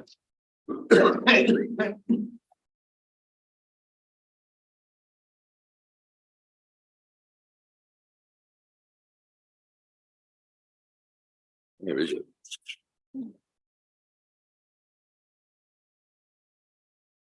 Number 1, 10.1, the council receive and note the report. We're in the new format, councillors. Can someone move that way, please? I have a couple of questions. Yeah, after you get it moved though. Yeah, okay. Councillor Maidment, thank you. Is there a seconder? Councillor Bland, get back to my old hard to see your hand trick then. Your questions, councillor. Just interested as to why there's a huge increase in visitors to the Murray Coorong Trail in October 22, 3,600 people in 1 month compared to September and November getting 600. I'll take that on notice, councillor. I have no idea. I'm sorry. Sorry to you, ma'am. Thank you. And my second one, if you could just perhaps explain to those who are listening, hugely disappointing that we didn't get the funding for Heinrich and Yamali roads. What's the contingency plan? It'd be fair to say that those sort of funding processes are probably on hold. I mean, they're always auspiced through the federal government. It'd be fair also to say that we were, outside chances, but we felt we needed to put them in anyway. At this stage, staff are working to try and get me in front of one of the federal ministers. There's 4 in this state, because there's no, I don't think, realistic way we can afford to seal those roads without some federal and state assistance. We are in a reasonable position in relation to our position with special local roads funding, which is more secure. And noting the push in the general press in the last few days around potholes Australia-wide, I would hope that the federal government might see its way clear to enhance or enlarge the Roads to Recovery grant program, which, every dollar we spend on roads somewhere else relieves pressure somewhere else. So, but at this stage, without the director being here, I think we've got the last stage of Poltallic next year potentially available to us, and the next stage potentially of Karkuma, I understand we could do. So yeah, what is the plan? That is for discussion for council early next year about its ambition in sealing roads versus unsealed roads versus everything else. But that program that was put out was a rural roads program. We applied for those 2 you asked about. I don't think will be run again by the present federal government. I'll be very surprised. Anyway, some people got it somewhere. So through you, Mayor, with all the road damage happening due to floods, do you think the government is likely to increase funding for communities that have got flood affected roads? Yes, but we flooded. Are we going to be qualifying for that? We're on the River Murray though. Yeah. We've made sure we've entered our We've been lucky ticket. before. Well, but yeah, so we've made sure we're participating in the process in case that comes to some fruition. So you may probably the question the mayor asked about, are we flooded? But sometimes in terms of recovery, it's about also getting back the visitors to the area as well. So it may not be infrastructure damage, which is your first port of call generally after an emergency, but then there is about looking at what are the other streams to the economy, and for South Australia would be returning the visitors back into the regions, particularly along the Murray River. And that's one of the issues, particularly say for the Riverland at the moment, that people think that you can't get there. You still can. And that perception may flow all the way to us. Mm. Or it may be that people come here because they think they can't go elsewhere. Bill Neamy's onto that, I can assure you, our Tourism Alliance. Other questions around this information report? Councillor Bland? Through you, Mr. Mayor, I'm actually just looking at the mosquito issue Yep. in here and not going to try and pronounce it, although I probably should be able to. The Meningie Golf Course has probably, and Narang, the majority. And I'm just wondering, I'm assuming there's signs up at Narang, I would assume, but I'm wondering what sign or what information has gone to the Meningie Golf Course, given that we're looking at 105 and 200 in week 1, week 2. And it says, I think in the body of it, I think it says opposite. I don't know where then they're being like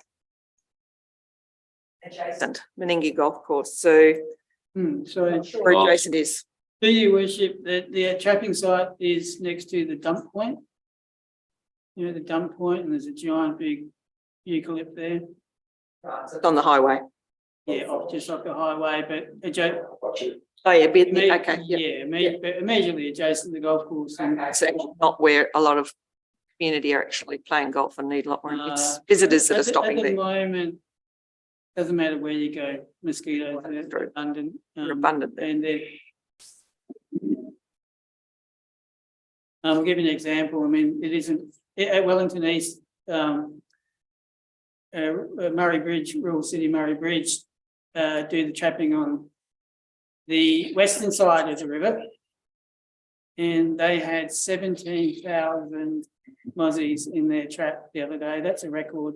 I thought 5,000 was a record when we had Narang last year, but the numbers are just astronomical. But we have communicated directly with the golf course. We communicated directly with a number of people, including caravan parks and the like. In particular, the golf course, one of the best ways they can manage mosquitoes is keeping the grass mown. And you know, where I described that trapping site, the grass can get quite thick.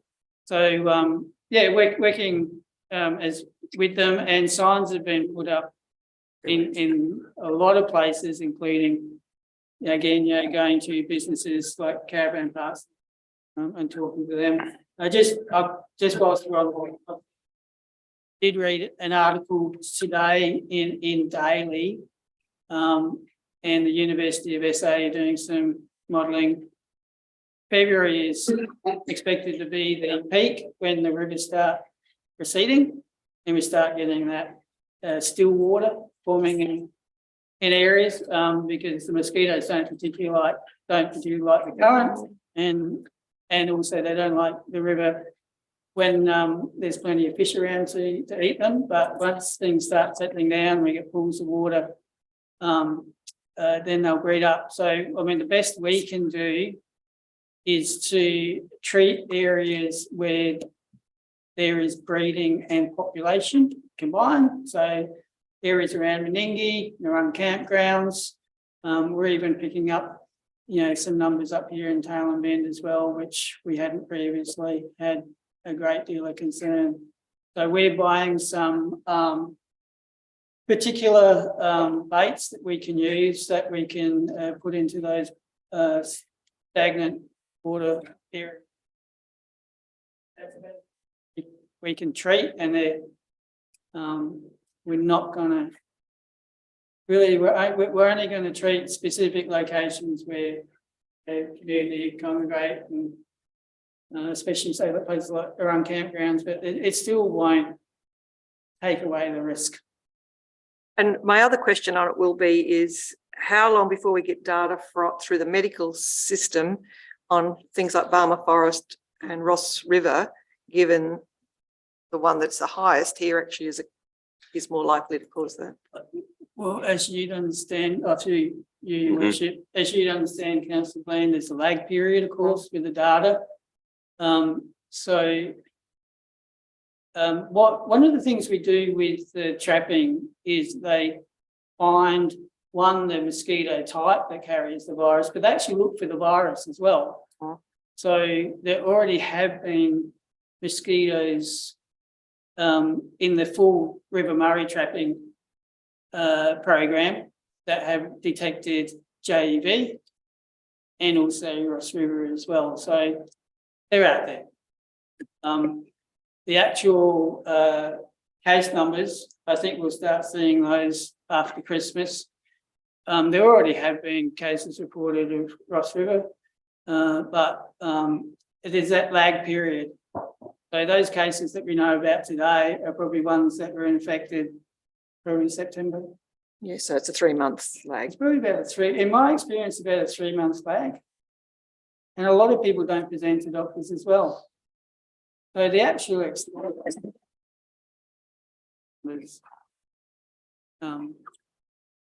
based, I suppose, on some modelling about how many people don't necessarily get sick, how many people get a little bit sick but don't present to doctors. The people who present to doctors tend to be pretty sick, and gives the doctor a reason to have bloods ordered and to test for Ross River and all that. So, through you, Matt, do we get updates from doctors to council on this, or how does that information flow? So through you, Your Worship, that's extremely sensitive information, obviously. So all I get is raw data from SA Health, and that is exclusive to the public health officer, and I can't share that. Okay, thank you. It relies We on the probably doctor's can actual share. report. There's Professor Nicola Spurrier gave a presentation at Murray Bridge the week before last, and she had some of the data in broader terms that Miles just mentioned. We're trying to get a copy of that presentation, and once we have it, I'll circulate it to you. Lovely, thank you. I think, sorry, Your Worship, I obviously can share publicly accessible mosquito page, and whatever data is on that is available to be shared. I know that I get certain information that is a little bit more fine-tuned, and it has warnings on it that not to be distributed. So just be prudent now to, encourage people, councillors and all members of the public in this council area. Is it free? And it's free to be vaccinated. Well, whatever these mozzies bring us. Everywhere. So I'd encourage everyone to get vaccinated if that's their will. Councillor Rountree. Just on that mosquito issue, Yeah. do members of the public contact council if they've got huge problem with mozzies, or how does that work? Are we the... So, through Your Worship, that's a difficulty because we really don't have a role in managing mosquito issues on private land. Again, it gets back to having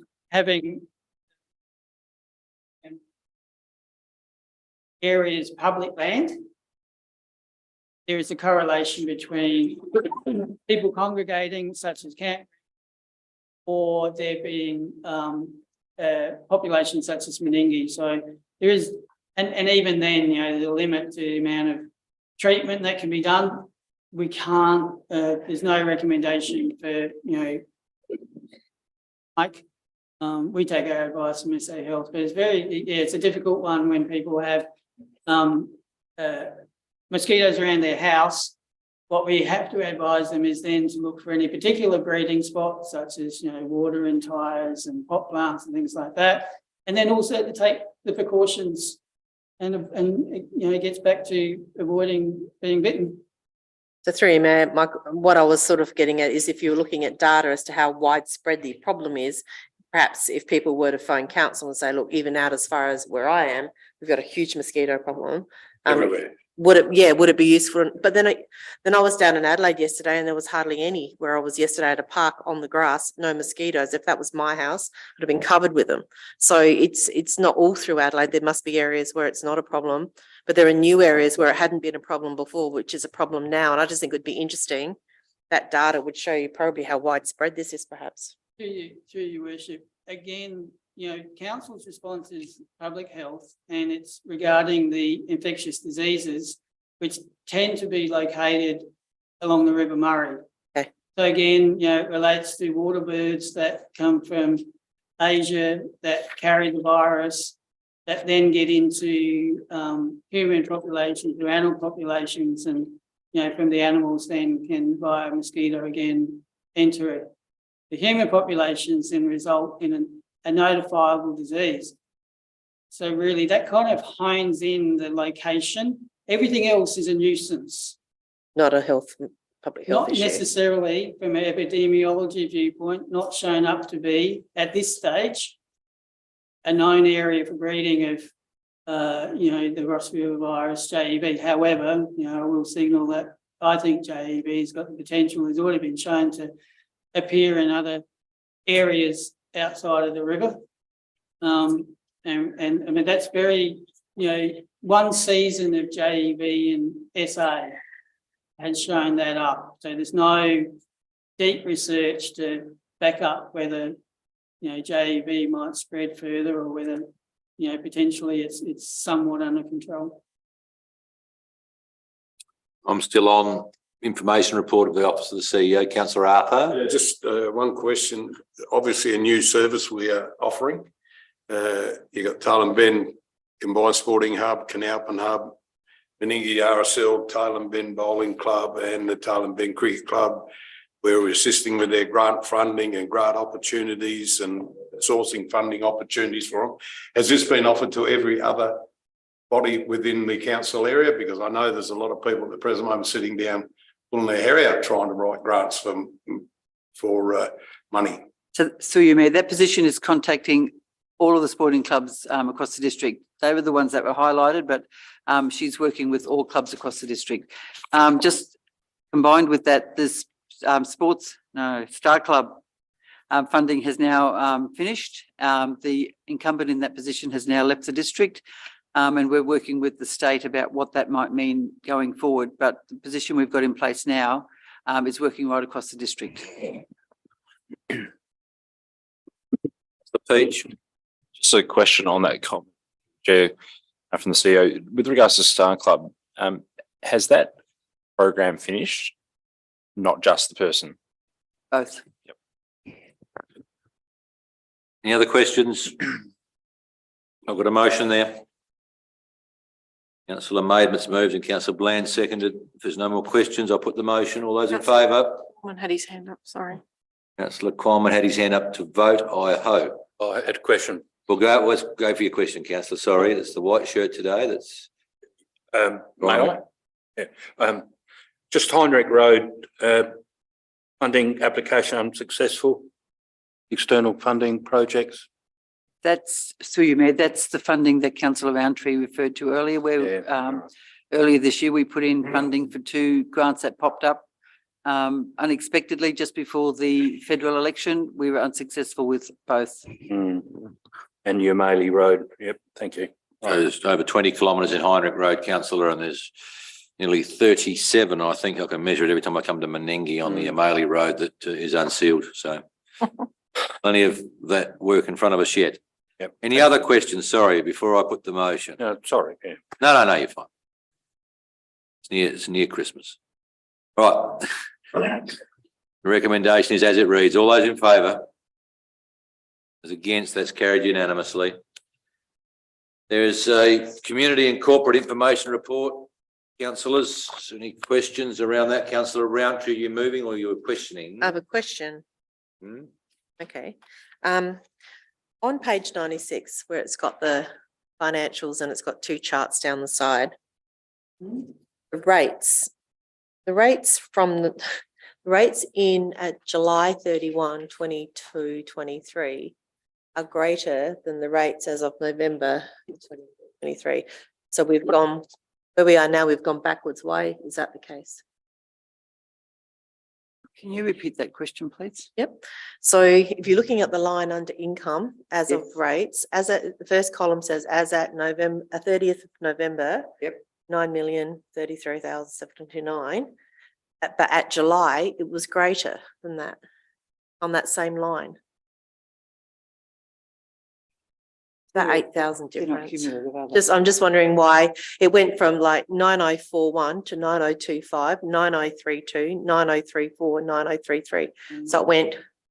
I was going to say they're not. First of all, they're not cumulative. But it Yeah, could yeah. be rebates, it could be any, because they're not very big variations, but they could be rebates of some sort.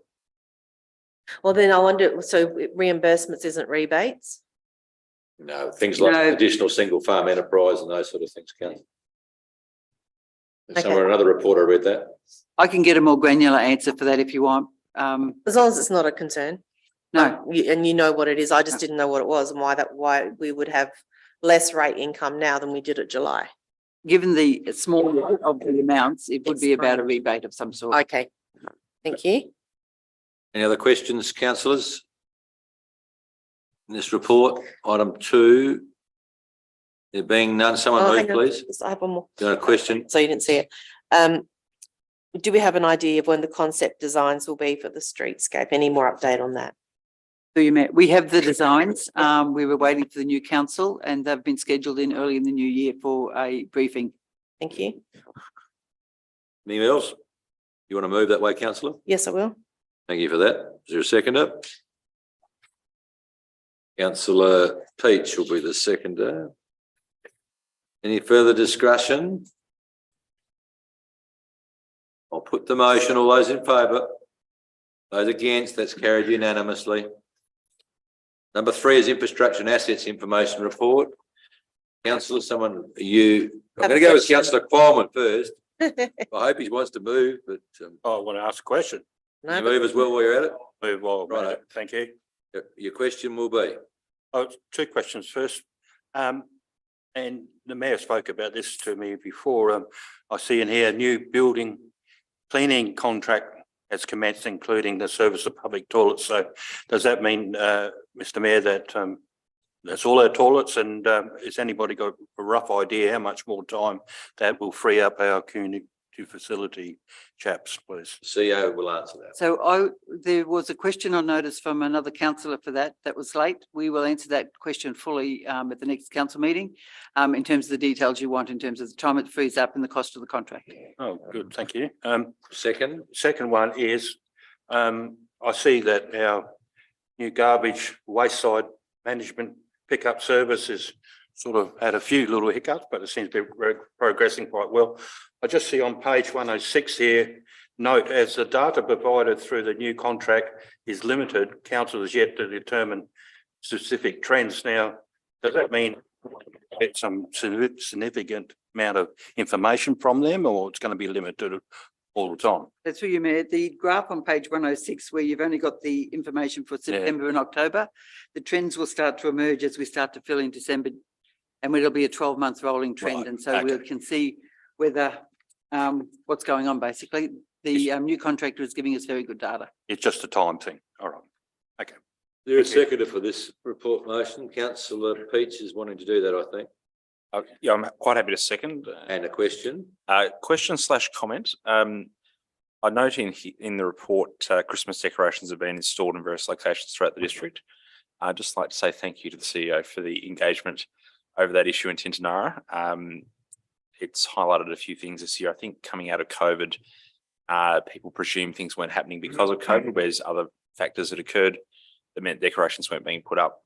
And I look forward to seeing where we end up on that for next year. Thank you, Councillor Peach.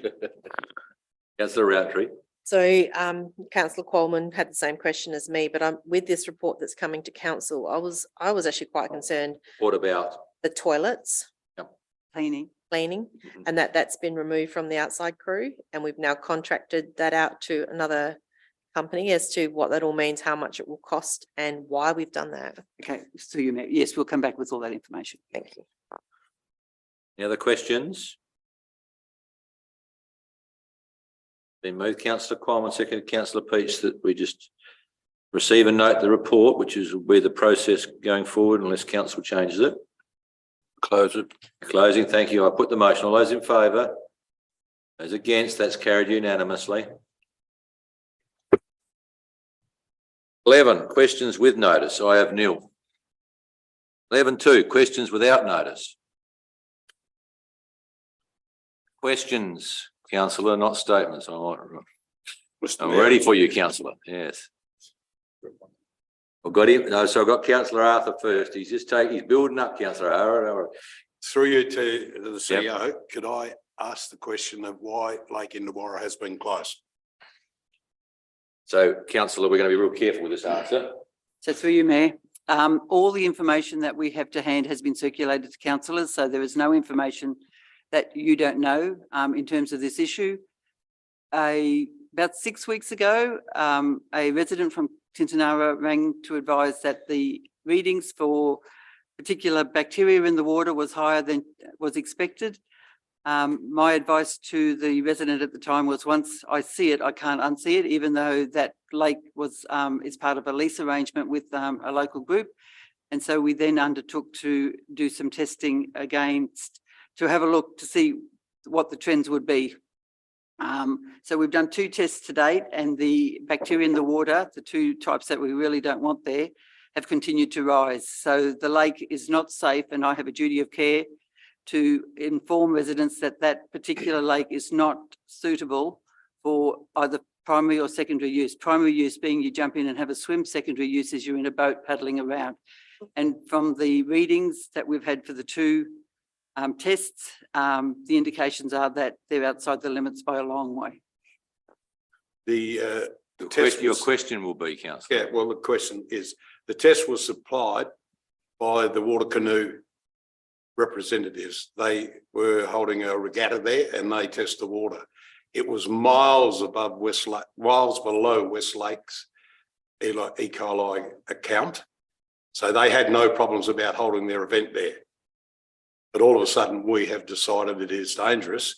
The other thing is, when we took the tests, did we do it right? Because to do a water test. Careful, councillor. Yeah, well, you do. You have to take it and it's got to be kept at minimum of 5 degrees.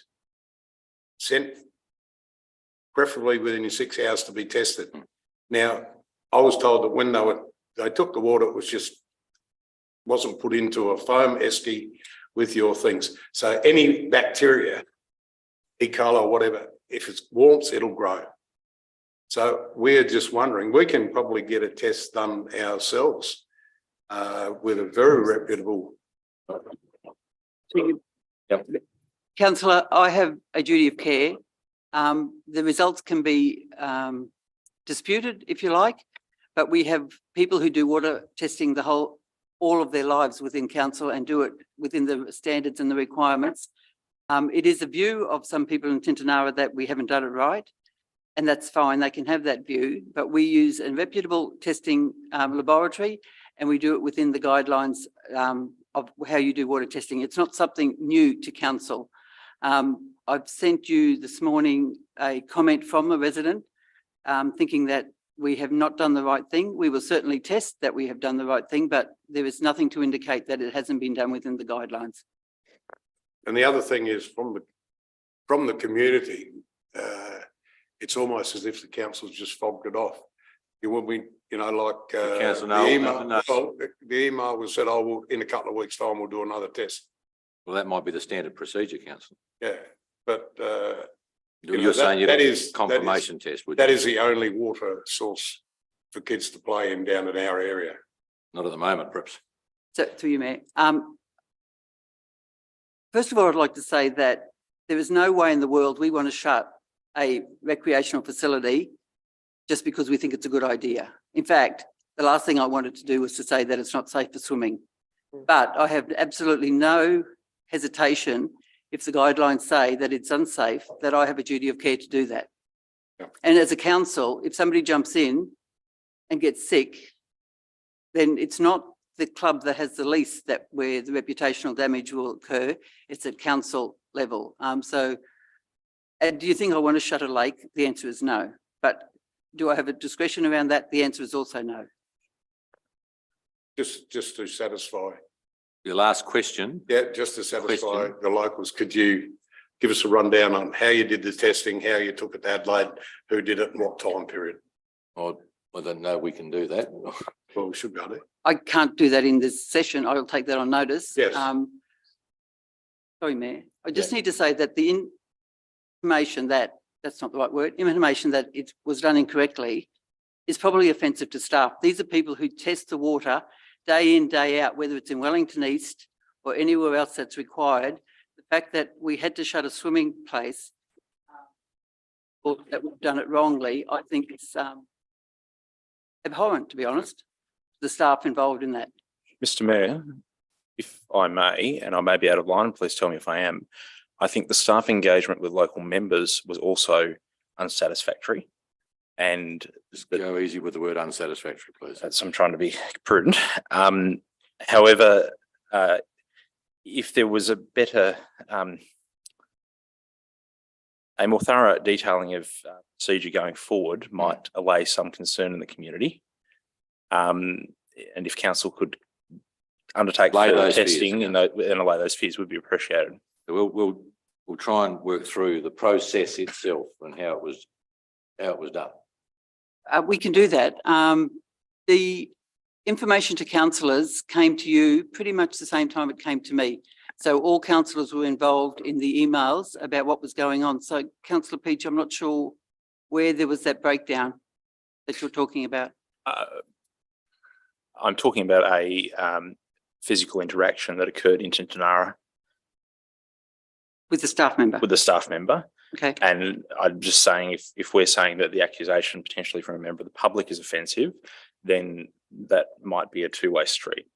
So if there is a complaint about any staff member, I would like you to bring that to me immediately. It's probably not the place in the chamber. If there is an issue with a staff member, then please bring that to my attention earlier than in the chamber. Okay, so I've got Councillor O'Hara next.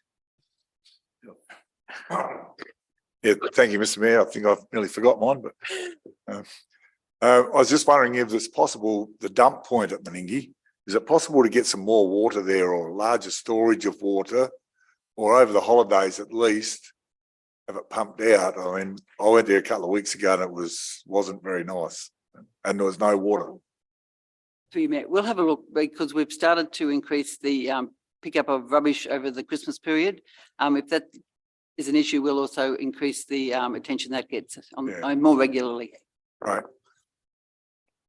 Okay, Councillor Bland. Okay, two things. I'll follow up on Councillor O'Hara because I know I've had a number of calls every time we have a long weekend and it's going to be a busy one again. And it's often the pump point or occasionally the toilets.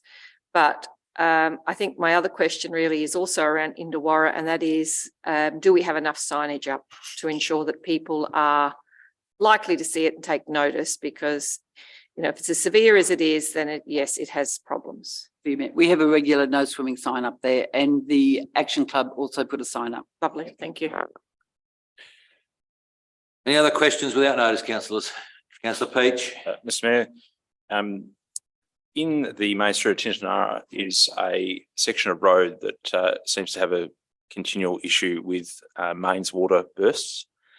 And I just note that that is currently unsealed and has been for quite some time, currently has a rubble base in it. Near the Not sure on the post office, procedure councillor? here, if I'm happy to take it on. I just would like to know whose responsibility that is. That's near the post office, that one, is it? Correct. It's where the old cafe used to be, right Yep. at the front. It seems to burst there every year or so, but this time around it hasn't been resealed. We could follow up with SA Water. My understanding is it's their responsibility to rehabilitate, and I would say that in recent years they've improved no end from what they used to be like. Yeah, so it's been like that for some months and it's now getting a pothole in it because it's not surfaced properly. So We have a standing conversation with Dick. We can do the same with SA Water. Councillor Roundtree.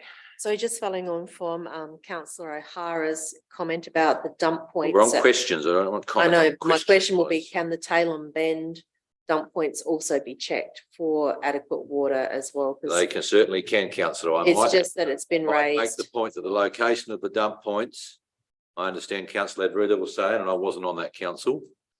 The fact that they're put in prominent positions, not on the sewage system with no mains water astounds me, to be quite blunt. Because they have a high daily or weekly cost for this council to maintain. Councillor Bland, how am I going? I'll actually answer that. Even better. Because council at the time didn't get a choice. That's right. It was in relation to the travelling public who paid for it. Well, they can go on paying for it now if they wish, but the point I make is I that. totally agree with you. They wouldn't accept anything this council actually wanted.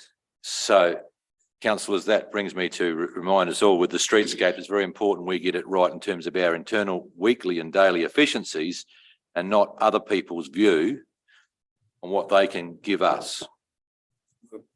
Mr Mayor, Yeah. unfortunately, we were told where they will go, I'm unless not, we got no money. I'm not here to argue about that. I'm just pointing out Yeah. that when people wish to give us something, The cost. Always. it can cost. That's my point about why when we get to streetscapes, it's very important we work out how much our daily costs are in that, more so than perhaps whether some people would like things. Any more questions without notice, councillors? Councillor Qualbert, you, Thank you. yeah, I've been contemplating whether I should ask this one or not, but it's it's all right. been annoying me. What was the reason council changed from iPads to laptops, please? Oh, very good question. Thank you, councillor, through you, Mayor. If in simple terms, a iPad is, I'll call it a dumb machine. You can do very little on it. A laptop is one where you can interact, and it's not to do with the user, it's just how they're made.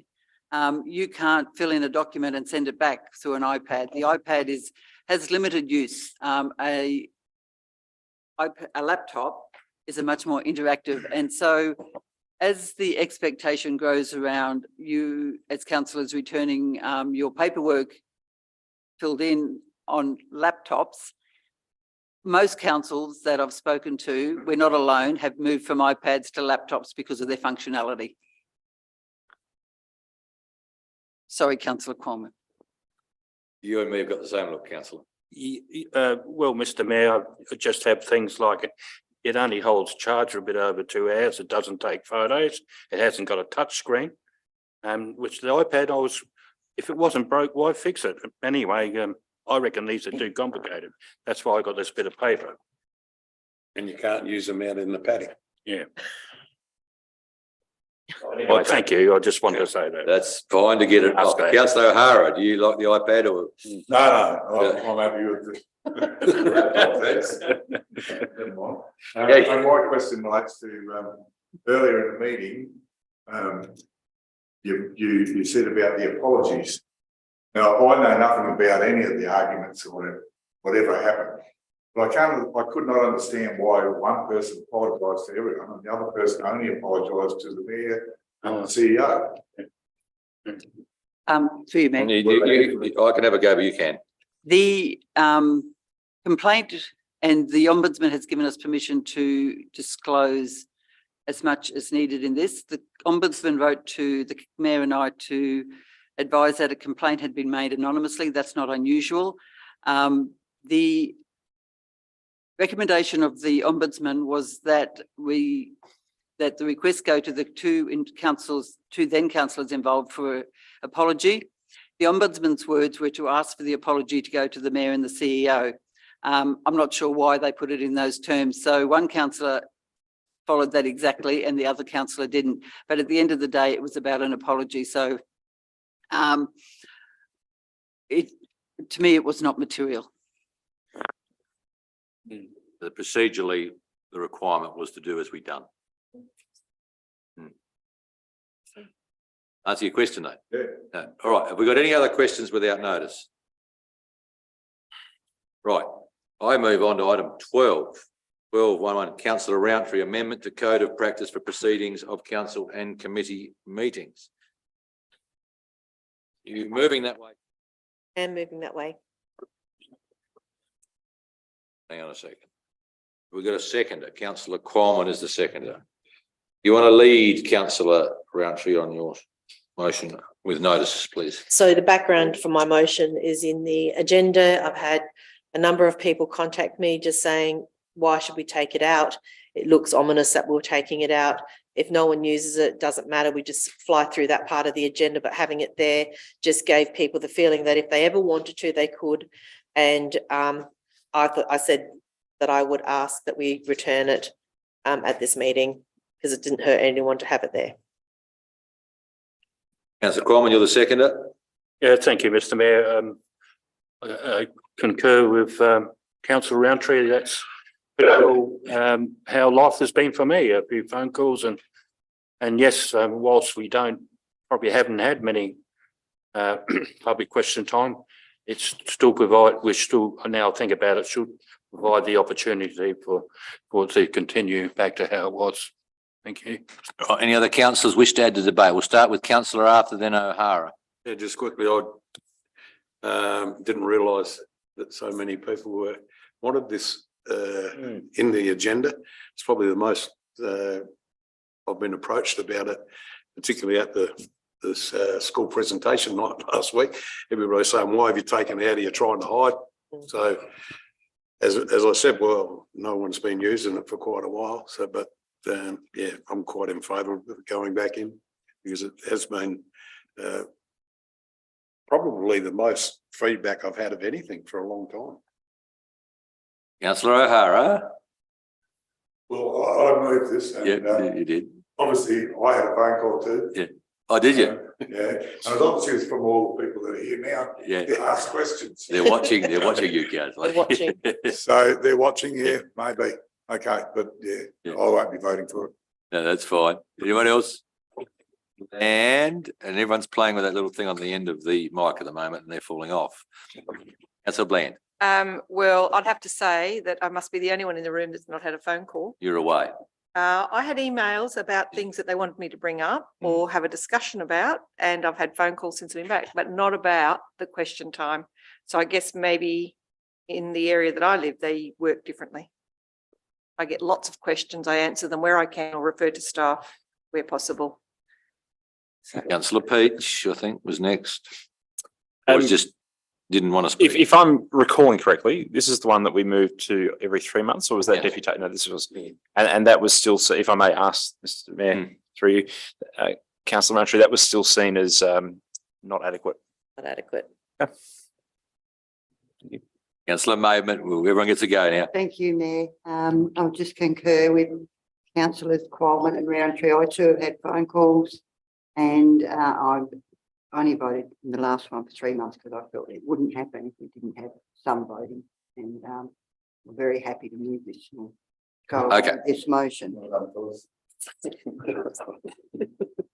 Yes, I think, who hasn't spoken? Everyone's had a go. This one, I reckon. You'll close, councillors, so be amended so that the inclusion of the provision of public question time will still appear as an opportunity on the agenda every month. I put the motion, all those in favour? Those against? So I declare that carried. So councillors Bland and O'Hara voted against that. Councillors Roundtree, Maidment, Qualman, Peach and Arthur voted for it. Remains carried. Thank you, councillors. Motions without notice. Oh, crikey, now we're really getting this one. Item 12.1, motions without notice, councillors. I'm looking. Don't think there is any. Number 13, councillors, a minute action list. Are there any questions that come out of the minute action list, councillors?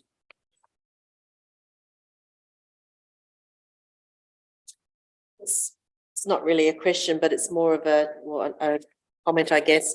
191.22, the Meningie Pelican, items 3 and 4. I think they've both been completed, haven't they?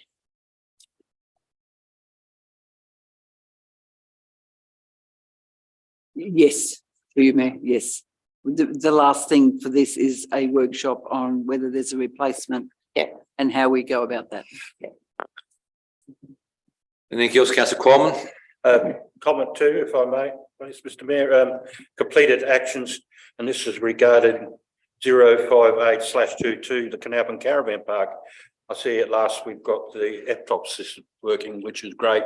I'm going to collect some money. So we've got the entire system installed by the way the report reads. I think the CEO's given me that look of it might be not quite there. We have them, thank you. The last conversation I had with the director was that we're waiting for someone to program them. They have been programmed. They need to be installed. Thank you. 6 months resident is now left. Have they? That's not right. Councillor Bland, sorry. I have to read mine. I think it's 04019 in relation to connection to potable water for Wellington East.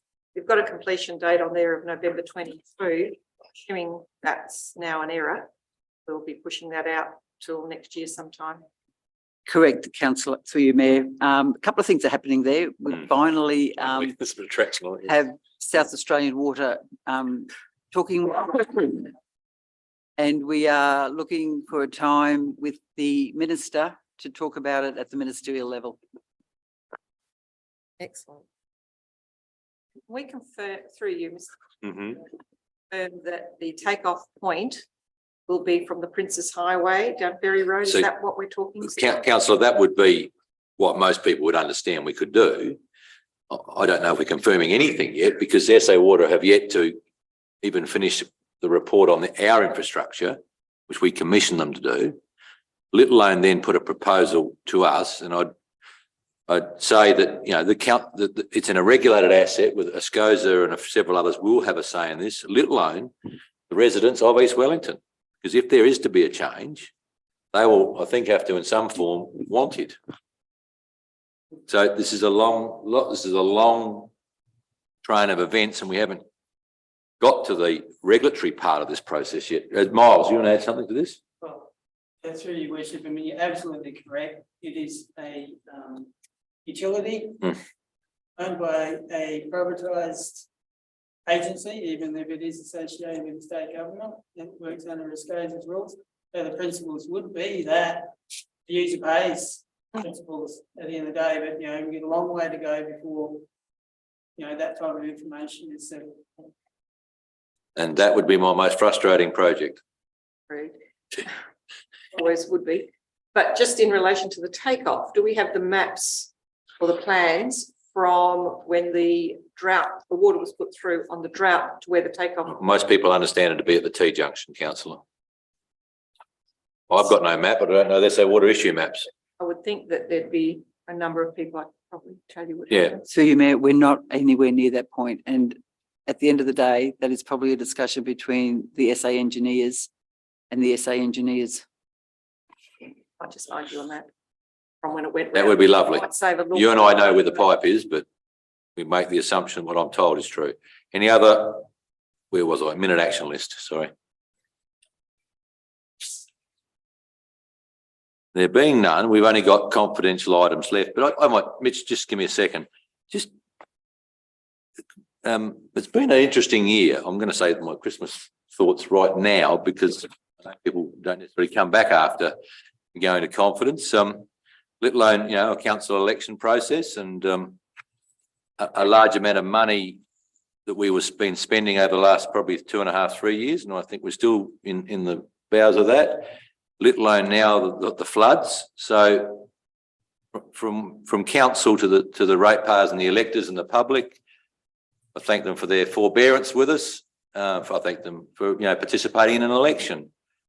I hope we can, we've got a lot of work to do in the next 6 months in particular as a new council in training and that. And so I hope we can work our way through that and form a good team going forward.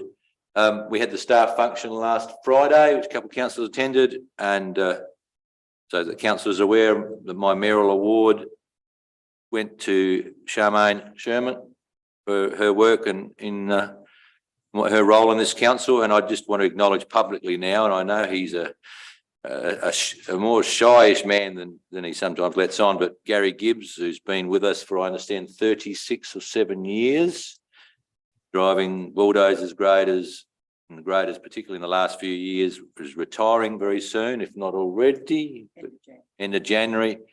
And we'll try and have an appropriate function for Gary in the Menangi area after that. And I've approached a couple of his old bosses for some good stories.